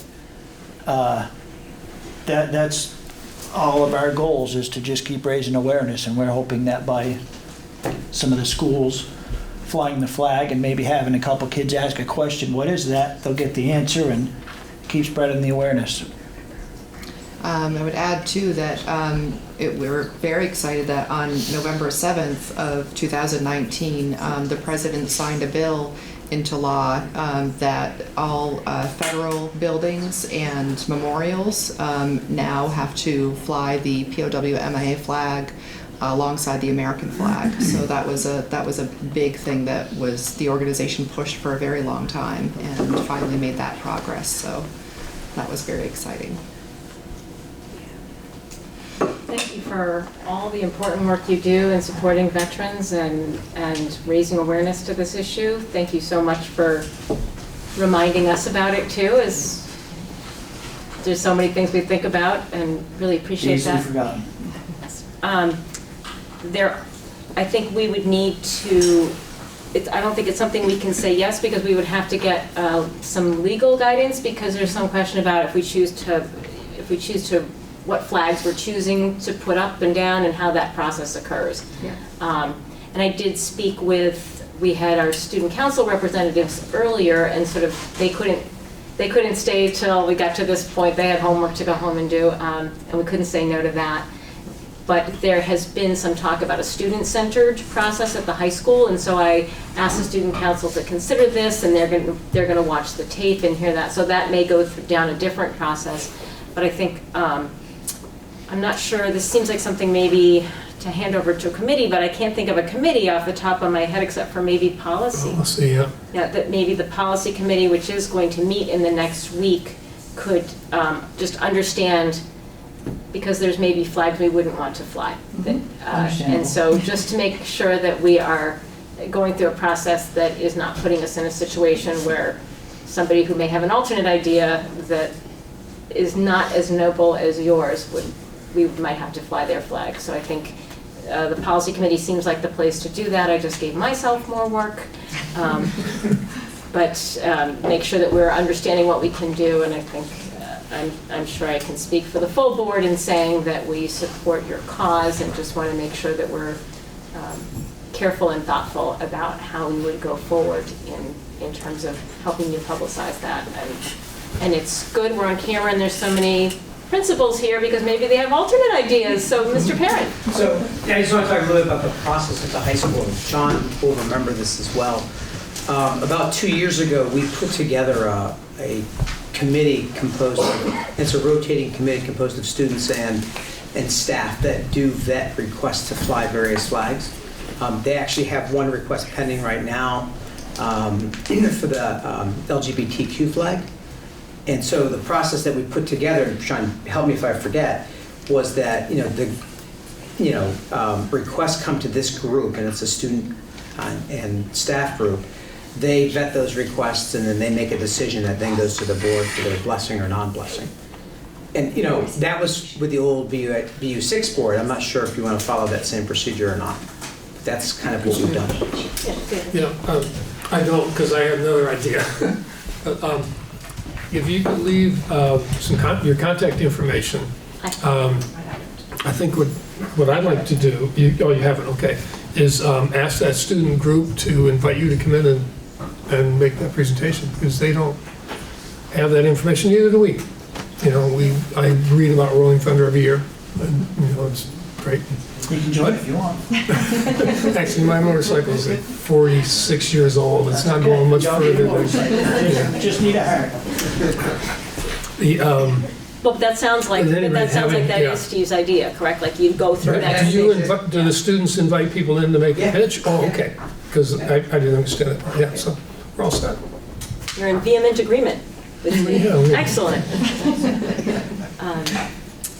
Any other? Well, you might mention, there is going to be, I believe, erected on this campus, WHS District 6, or is no longer District 6, there'll be a flagpole that will be just a student flagpole. I don't know where that is right now, but that was one of the things that came up. So if it's a student-directed thing, it really is nice for the board to think about. So. That's understandable, and I totally agree with that is. Just understand, or let me remind that when flying flags, there actually is a certain legal process how they have to be flown, and if you only have one flagpole, then it's the American flag, the state flag if you fly it, and then the POW MIA flag under that. And then if you have 3 poles, there is a certain way. You can't just fly the POW MIA flag off to the side. It has to be with the American flag in some way, shape, or form, depending on how your poles are set up. And I don't know if any other organizations that are looking to fly a certain flag, if they do, that's great, but I would look into that first. Just because I know that there are some protocols for flying flags. So this would be a statute-driven protocol. Yes. Yes. So maybe. That's why we need the lawyers. Yeah. So we have some homework. But you can't fly higher than the American flag. That's for sure. Nothing flies higher than the American flag. sounds like a good task to get a lawyer involved. So we'll schedule our policy meeting, and perhaps you and I can just get informed a little bit beforehand and just figure out what we can and can't do. Every step you take is like, oh, what?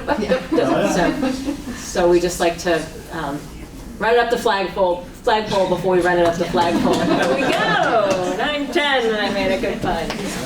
Thank you all so much for coming in and raising awareness, and everybody at BCTV to raise awareness, and thanks again for all the hard work you do, supporting people who really deserve our support.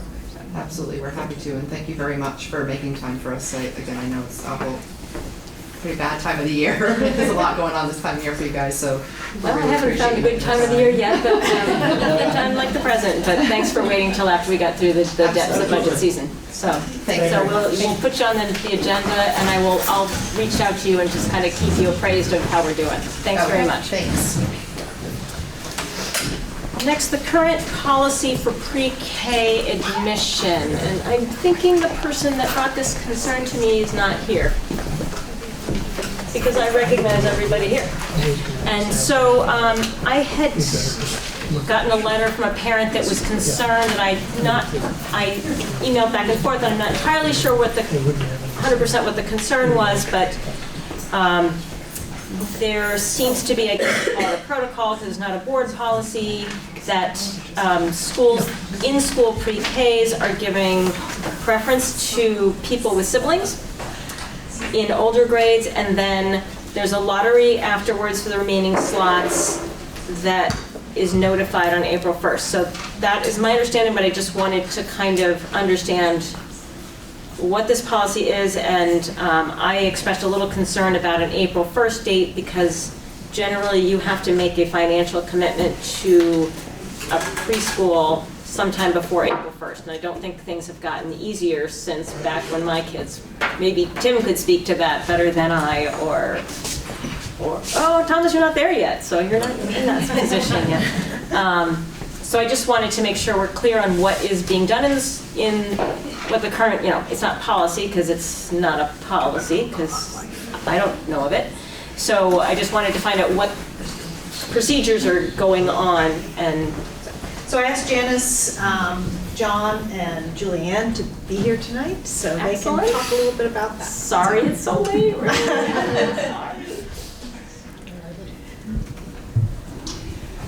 Well, I'll start and people can just jump in.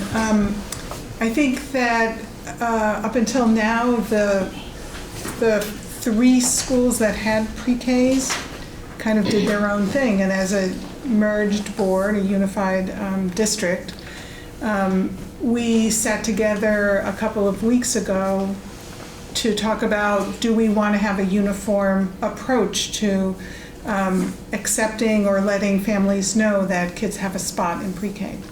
Now we have 4 pre-Ks. So we proposed this idea, trying to be as fair and inclusive as possible, because sometimes there are more families interested in sending kids to pre-K than there are slots. So we developed this idea about honoring the siblings, because that is a practice that happens in the schools in Brattleboro, and deciding that we would use the date of April 1st.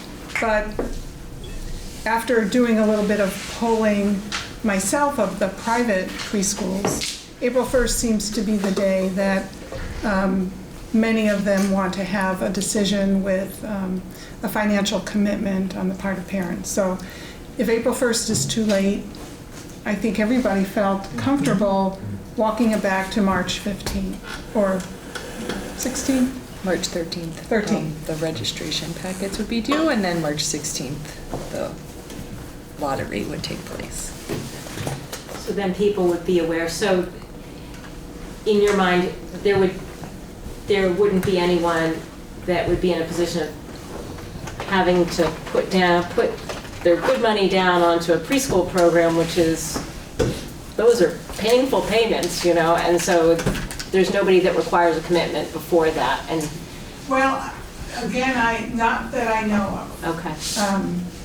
And I did poll the programs that are most likely to not have kind of rolling admissions. Yep.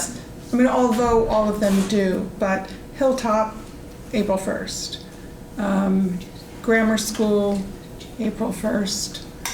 And so do with the rolling admission then because there have been times that you can't get into something, so are we relatively certain that that March 16th date will mean that people won't then be left out in the cold of finding a program with that? I mean, I would say relatively certain. I don't think we can have 100% guarantee, but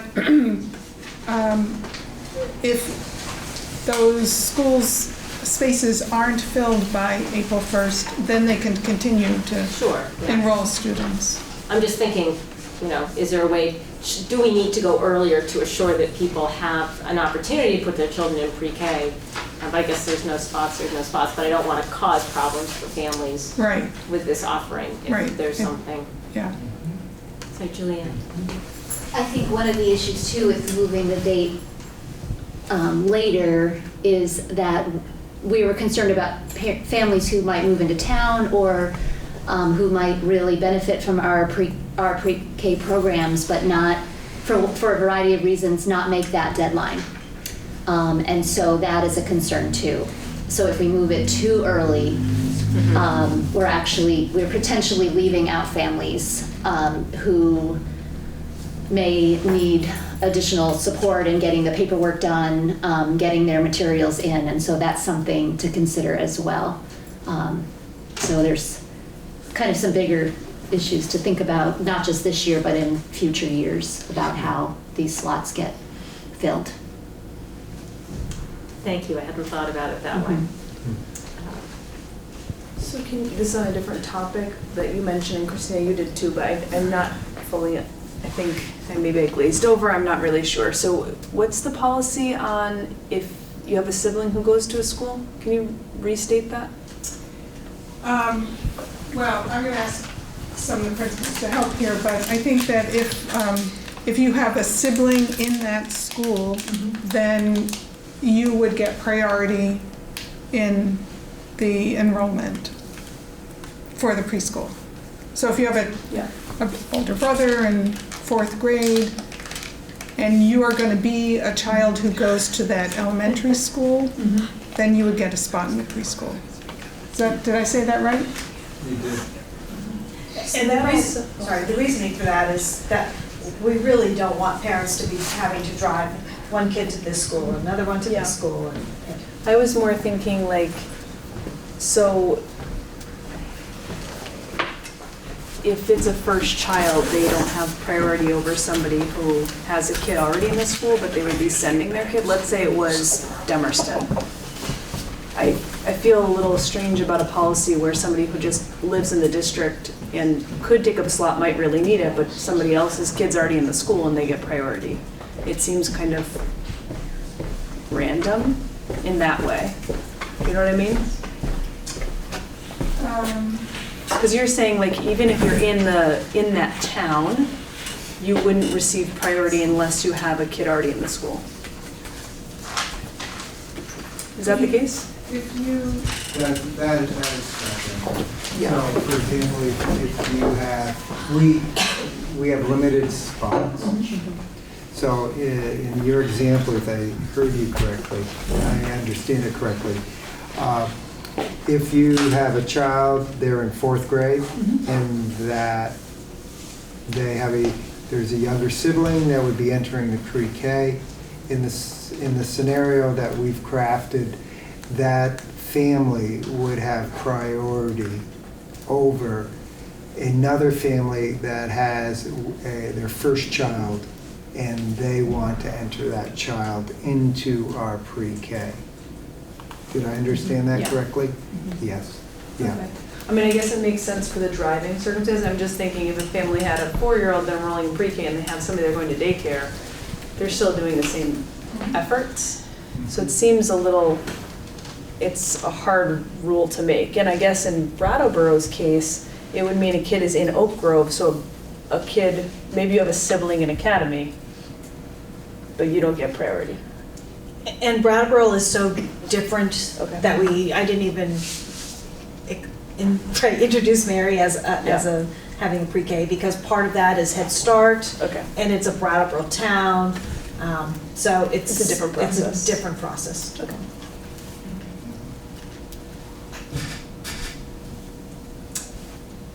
So I wanted to, there was a parent concern and they're not here, so I am not 100% sure what the concern was, but like, oh, okay. I'd like to add something just for Julianne and John, you can correct me if I'm wrong, but also the child entering pre-K doesn't automatically get in. They do have to fill out the registration paperwork. They do have to go through that registration process, but they are given that spot if they go through all of that paperwork, and just like everybody else would have to do. I wonder about disconnecting the two, so people that are in the district are the easy ones to find, and moving that situation up a little bit earlier so people understand what the chances are of their getting a spot. So maybe if it was a March 1st deadline to get the registration materials in for people that have this golden ticket, basically, into pre-K, so that you understand there's only 3 spots left, and there's 15 kids looking at those 3 spots. I better get on it and make sure I have a spot for my child in a private setting. It's just a way to kind of disconnect these two things, because the families that are in the school should be able to get their paperwork, I would think, and I don't mind having a higher bar for people that are getting an advantage, which it is. And so maybe we could just connect the two so people would understand just kind of what the possibilities are for their child to be in preschool, because having been through the first year of it, people were intensely interested, and I get it, that, what are the chances that I can be in there? So anything we can do to give people more information at an earlier date, I think would be helpful. But I don't want to, I don't know what the unintended consequences are, because I hadn't thought of Julianne's consequence before, but it gives you more time to find people who could sort of disconnect, they don't have to be so connected, I guess. I don't think we need to come up with a solution tonight, but I just wanted to kind of hear what was being done, and so that when somebody calls me with a question, I go, oh, I don't know anything about this. So, Ruby McBunny. I guess I had a point of clarification, or a question, because I have a kid in Putney in 2nd grade and in kindergarten, and so in Putney, I believe that they actually accept your pre-K application really very far out. So I feel like my kid was 3 or 2 when I put his name down, and that wasn't the case with my older one, but rules changed. And so I feel like in Putney we've had quite a few years of maxing out, and so I just wonder if in this way that you're going forward, are you not accepting applications until the September before, or I don't know if there's a beginning point in this timeline that you're proposing or not, because it feels like what works at our school, because they do accept it so early, is that if you have a kid in the school, it's kind of on you to get in touch with for us it's the counselor, and get your name in or figure it out. And so I don't feel like there's ever been that issue, but we also are accepting applications super early. I don't know. Okay. That was just a question. Thanks, Ruby. Tara? Tara Castine, Putney. If I just want to throw this into the mix, I guess, for conversation-wise. If you're reviewing how to accept people into programs, one of the things you might also want to do is look at what your preschool requirements are. I can tell you from experience, I looked at nursery schools in Brattleboro, and there was a nursery school that had spots available, but because I worked full-time and I could pay for my child to be there, they didn't accept him. And so a public provided spot would be usable for that child, and then a child that can get into that program that qualifies for that level of service should be thought about as well. So you're taking into consideration the full spots that you have available within your schools and how those are determined. Julianne. So I think, one of the issues we've been talking about, and that I think is going to take time to really approach thoughtfully, is the equity piece. Our program is free, but not universally available. And so when we think about saying things like it's on families to do, it's on the family to get their paperwork in by whatever deadline, that we've already made, we've already put out sort of an idea about who's going to have access to our pre-K program. So in regards to sort of application materials, I think we've been talking about sort of approaching it more almost in a similar manner to a kindergarten registration, where every year the application gets updated, right, every year, and goes out to people, and we do a certain amount of outreach so that we are publicizing the opportunity. We're reaching out to families, who we know have children of this age group, working with the town office, and then encouraging people to get in this paperwork. And that was where our, lottery system came into play, because that seemed like an equitable way to make sure we're getting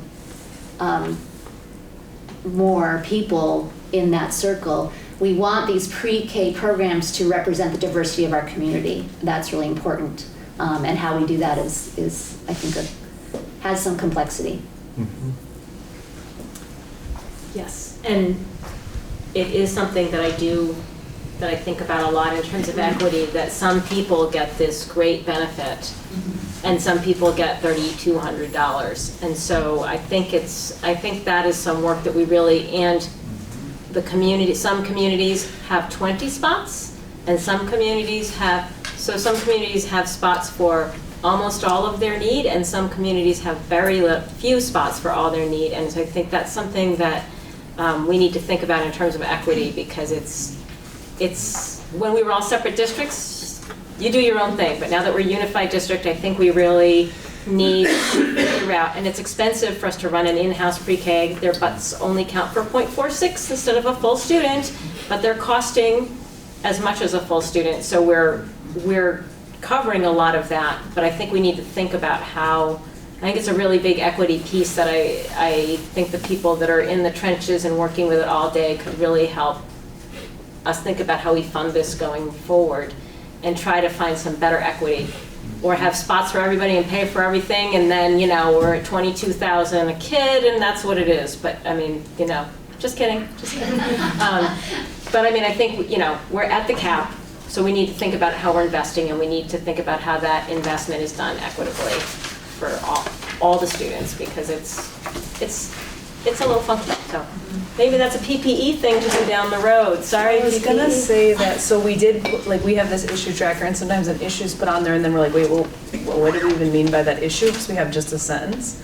But one of the things, and I know when it was brought up with the budget, I think Kristina, you brought up this equity thing, because it did come up with how many slots were in each program, but also responding to, if that community doesn't want more slots, then what does that mean? And how are we making sure that, not necessarily equal, but that equity is the focus? So we actually, last time in our meeting, we said, okay, what are we doing with this? And we just have a question mark there right now. We're not really sure. So maybe it is something, as we talk, I know it's not on our next agenda because we have kind of a full agenda, but it is something we can be tracking a little bit and seeing how we can work with others to hear about it more consistently. And that might help us in the future as we come to the next budget cycle and all these budget cycles, if we want it to be a priority, for it to be more of a priority, if that's okay with folks. I think that's something that strikes me as a big inequity. Yeah. And so some towns are real winners and some towns are not, and we're a unified funding system, so Yeah. I think that's a top priority. Okay. I would say, I mean, I see a lot of head nodding from principals that are in this program, and so, No, I applaud you, and you are really speaking to the heart of the issue. Janice mentioned that we met 2 weeks ago, which isn't completely accurate. Janice has taken the leadership in terms of our pre-K programs throughout the school district and looking for consistency and equity, and she actually brought us together beginning in September. So this is something that we have been grappling with, and I think we would all, and I feel confident in saying that we've come up with an imperfect solution for this year. And I just want to echo that, repeat that I applaud you in looking at this as an equity issue. Thanks for your good input and really thinking about how students who really benefit greatly from, all students benefit greatly from pre-K, but we need to find those kids that might not get it otherwise, and trying to make that happen, because that is really where that's good money, good education money spent. And especially when we think about equity and making sure all kids have access, really can benefit from it. So yeah, I love my PPE committee. I want to be on that committee so much. So it'd be good work for them. You could be a non-board member. I will. I'm going to attend that one when I have a little more time. Definitely. We can write your name in. Support you can I can be the nerdy. You can have a month off. The nerdy spreadsheet girl will show up with her ideas. That'll be nice. So moving on, we got a couple quick things. Hopefully, one quick thing. The auditorium dedication. I have a certificate that I can sign dedicating the Kramsky Auditorium, which will happen on either the 14th or the 15th of February. 14th. 14th, definitely. I'm good authority at that. It's going to be the 14th. Okay, Valentine's Day. So I believe they're going to work on a plaque as well, but this is in the summer because we are just announcing it at Bob Kramsky's last musical production of Oliver happening. What are the dates of that, Steve? The 13th, 14th, and 15th. There's a show at 4 o'clock on Thursday. There is a show 7 o'clock Friday night, and then matinee at 2 o'clock Saturday, and a big show at 7 o'clock Saturday night. Excellent. Thank you, Steve, for that public service announcement. Good at 9:30. You're just getting started. And your kids aren't going to school tomorrow. Oh, is that what that called? We've been doing a lot of work. No, it's not here, it's Not here? Chesterfield. Oh. It's here. It's here. Us too? We're close to. Oh, that was my copy. Oh, nobody's kids are going to school tomorrow. So I would look stay out all night. I would look for a motion to authorize the chair to sign the dedication effective July 1 of the Kramsky Auditorium. So moved. Thank you. Any discussion? All those in favor of my signing the certificate for the dedication of the Kramsky Auditorium, please signify by saying aye. Aye. Nays or abstentions? Ayes appear to have it. The ayes do have it. Oh, look, it's signed. Speaking of signing, have you all signed the warrants as well? No, Kristina has not. Oh, send them down to me. Thank you. I'll do this. This is really a fool's errand talking about leadership councils at 9:30 at night. So one of the questions that's come up is how are we going to have board member attendance at leadership councils?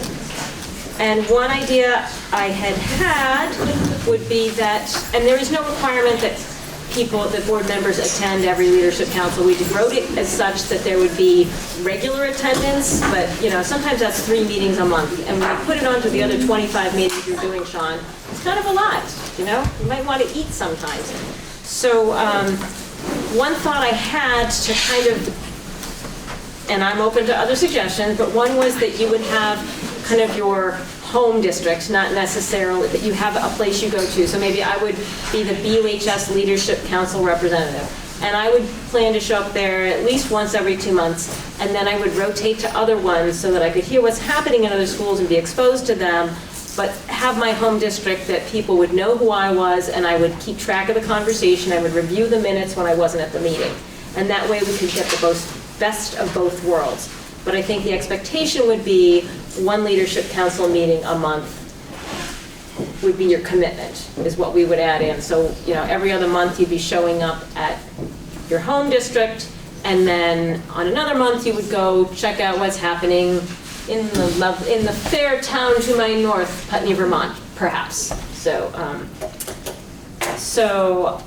I'm open to other ideas if that seems like not a good one. Yep, I think that's a good idea. I think that given the time of night and the fact that we will have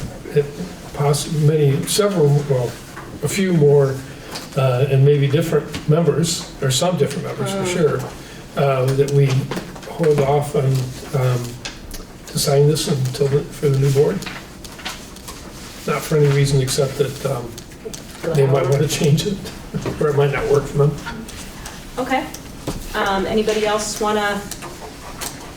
I want to make sure people are attending too, and I think we've sort of been covering that haphazardly, but now as some of the other ones are, hearing about it and attending, it's a little tricky. I know. I guess we can scrap it together for another couple months. I just want people to start thinking about it. You're right, 9:30 isn't maybe not the time to talk about it. So maybe we'll touch base on again next time. Does that sound okay? Next meeting? Put it on for next meeting? I can see Sean's all for that. Well, I've been going to the Guilford ones, and I've gone to 3 out of 4, and I sort of feel like it's a way for me to really stay with my town. So even though we were going to rotate, I'm really comfortable going and just being with Guilford folks. And, it keeps me up to date on what's happening in Guilford. So they would love to have other members of the WSESD board coming to that. But if not, they'll have to satisfy themselves with me being there. Well, that was my compromise suggestion, was that you could be the Guilford person, and Kelly, you guys could duke it out. But you could be comfortable in a quote-unquote home district, because somebody has to be BUHS and that's nobody's home, but you could be comfortable in your home district, but that you would also, because Guilford would like somebody else to show up sometimes, so that way this would kind of work that way. Yeah. Kelly, did you? My only concern had to do with kind of scheduling and It's 1 o'clock on Friday. yeah, Doesn't work. scheduling. And so I don't know if maybe there's if we can have some idea of so Guilford, it seems like is 1 o'clock generally when they hold it, but if we knew what times the other ones seem to be holding their meetings, then it might be easier to say, okay, well, that one, I can work that around my work day. That's a great idea. That sort of thing, because. And remember, Guilford's going to try to every few weeks do an evening meeting as well. Yeah. Knowing that they won't get as many people as they might. Other schools may do the same thing. It may turn out to be a better model. And we also have the whole the section on the WSESU Board website for leadership councils. We're posting notification of meetings there. So if you're wondering, when are they? Go on, and if you're able to go, you could stop it. So maybe I will try and put together a list of kind of when things are meeting so people are aware, because that's been an issue for me, like, oh, there's a Dummerston meeting, somebody's got to show up, and then we can set it up for after the election and just sort of hold it together for the next couple months.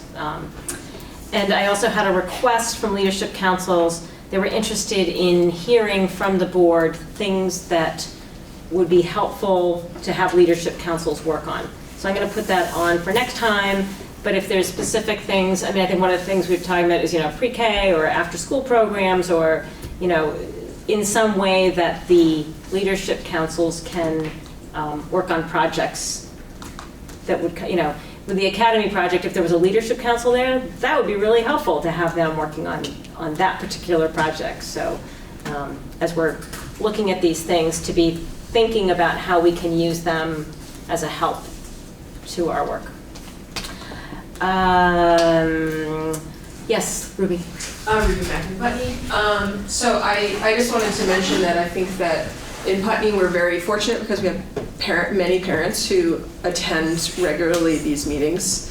So we as parents can always come, if a board member's not there, we can share an update which is on our agenda of what's going on with the superintendent search. And because some people will watch BCTV and some people will not, but we can give a report.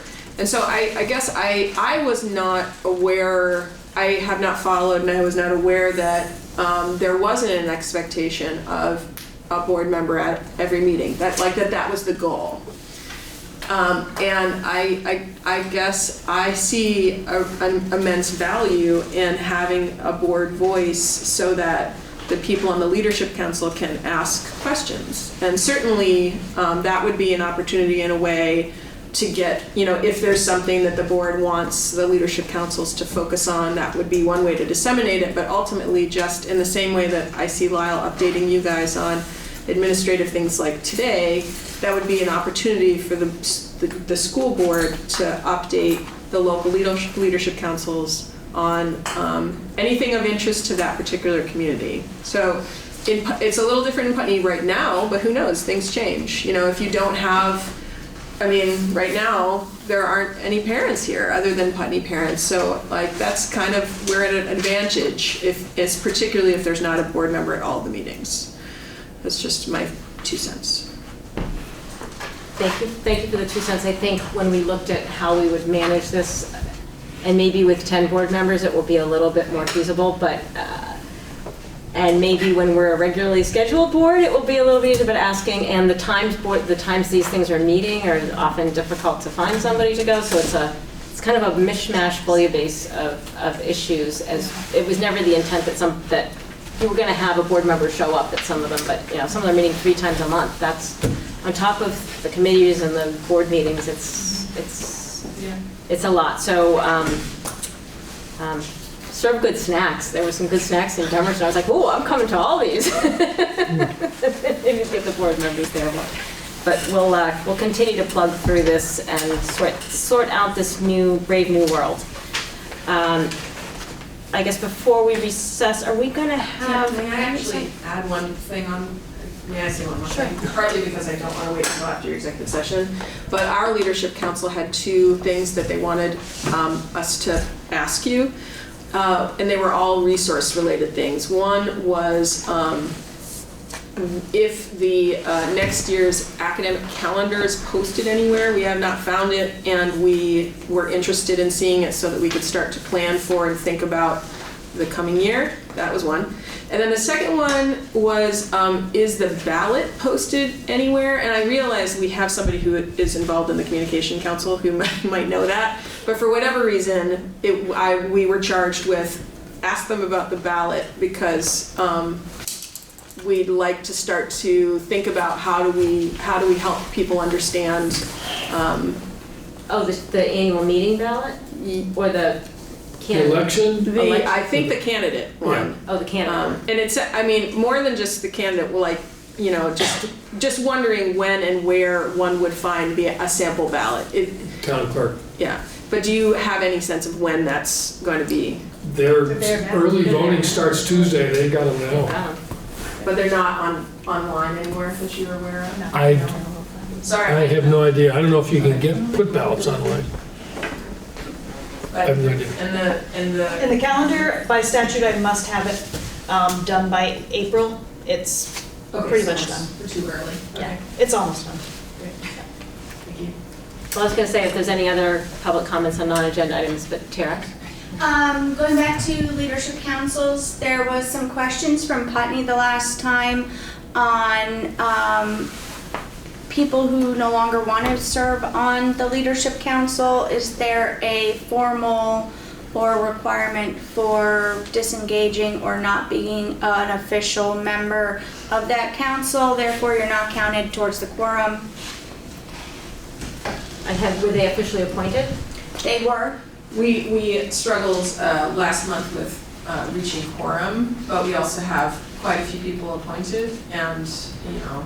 And some of them have expressed interest in not staying on the committee. So I guess if they could just submit their names that they want to be withdrawn, then we'll. So that would go to Lyle? Yeah, that would be the best way to do it, and then we'll just respectfully, with Accept regret, their- accept their. Thank you. That makes it a lot easier.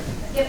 And when we end up doing more work with Leadership Council, we need to really find out about quorum, because it's a council, it's not a board. Yeah. So I don't know That's like- if there has to be a certain number for a quorum. So Just the Tim and I majority have of who shows reviewed. up. So Yeah. Tim and I have reviewed the guidance from the Secretary of State's office, and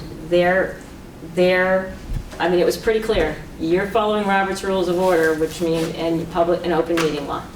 So that was their call on it, and I encouraged somebody else to write, but I've asked and it's been answered, so somebody but sometimes if you keep asking, you get a better answer, but I'm not gonna do it myself. So if somebody else wants to ask and get a better answer, I will say that's new ruling, and that's a more recent ruling. But it was pretty clear, and Tim read through it, it was pretty clear language that this was a requirement. I think so, yeah. And very, it does not Good to be make it clear. easy, but it was pretty clear. Good to be clear. You know, I wonder if it would change because they're advisory only. If a board has created something and they are going to advise a board in their work, the word is advise was in there, then they have to follow open meeting law, because the decisions that are made there are going to help us make decisions. I mean, when you think about, like, I thought of something this morning, I should have warned that thought in my head. I mean, it is getting a little into, but that was the guidance from the Secretary of State's office, and so and it was the person in charge of that at the Secretary of State's office. And they were an attorney, so I'm sure they're going to say, how attorneys can be at times, but that's the guidance I have. So if somebody wants to write a letter to the Secretary of State's office and get a better answer, Jenny Prosser. If Jenny Prosser is not there any longer, try somebody else. So, pulled that out. Jenny's awesome. She's great, but she gave me she gave me guidance that's really hard to follow. So sometimes if you wait, when mom says no, ask dad. So if Jenny Prosser is no longer there, there's somebody else you can ask and get guidance that's a little bit easier. Just being a little flip, just being a little flip at 10 o'clock at night. So with that, is there any other public comment on non-agenda items? Then I would entertain a motion to move into executive session. Do we want to Wait, I want to do the, I've got a. Oh, golly, I didn't write it down, sorry. So sorry. I would entertain, is there a motion on the table to move forward with the Academy project? Maybe. Sean had a motion originally, though. Oh, Yeah, but David was going to. So you're going to withdraw your motion? He's going to withdraw it? No, I wouldn't withdraw mine. No, this was to clarify, or I guess to add to the motion, would be to clarify what we're looking for, and so we'll give it a try. We move that or further move, that the administration engage Stephen and Associates to contact Putney School, Building Green, and manufactured building contractors for alternative design examples that meet the needs and requirements of the Academy project and maximize environmental and fiscal advantages. I'll pass it to Wendy in a second. Thank you.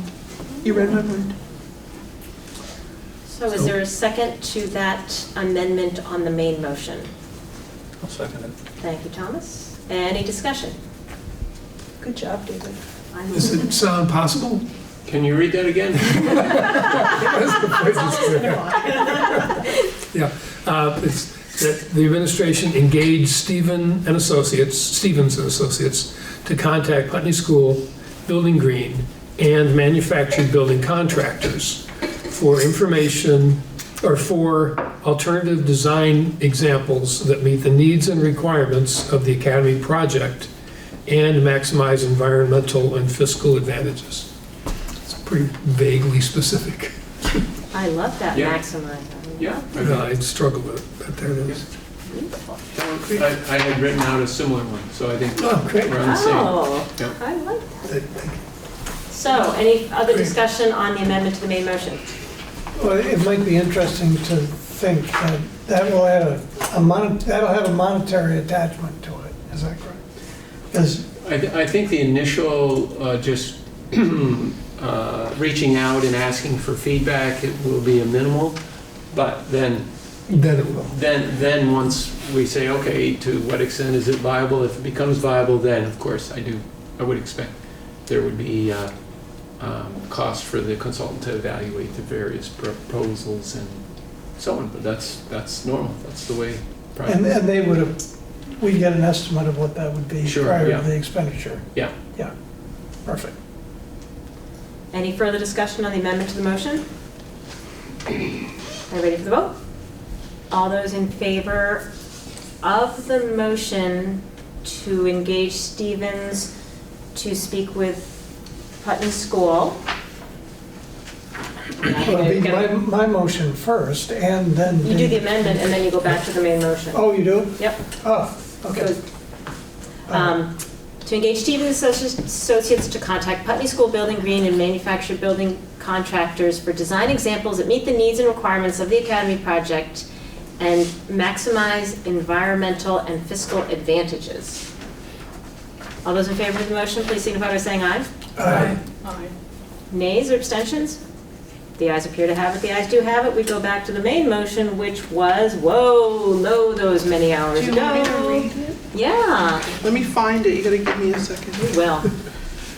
Oh, so that was under What time unfinished was it? I almost business, remember right? to proceed with the, so that Oh, here it is. Sorry to just crack up everything anybody says. I found it. Let me know when you're ready. I'm ready. Okay,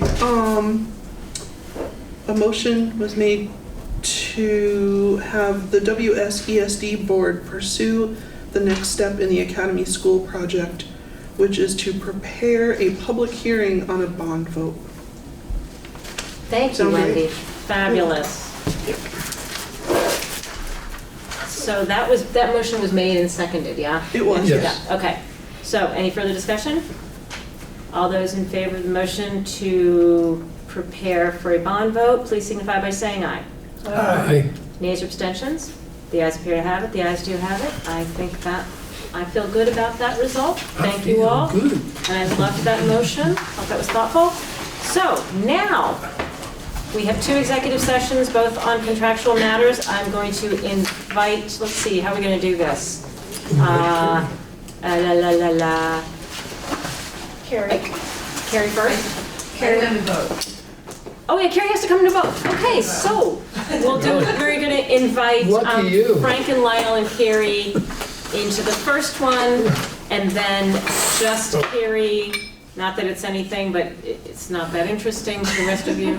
And just Carrie, you're welcome to stay if you want, just Carrie into the second one. So it's under 1 VSA 313A1A contractual matter. Do I have a motion? Thank you, Tim. Second? Yes. Thank you, David. All those in favor of moving into executive session, please signify by saying aye. Aye. Nays, abstentions, the ayes are here to have it. We can move into the conference room. Are you expecting a decision? We will, I don't think we'll have a decision, will we, Lyle? Definitely not on mine. Not on this one. Probably not. Not on the second one. Madam Chair, what about I did earlier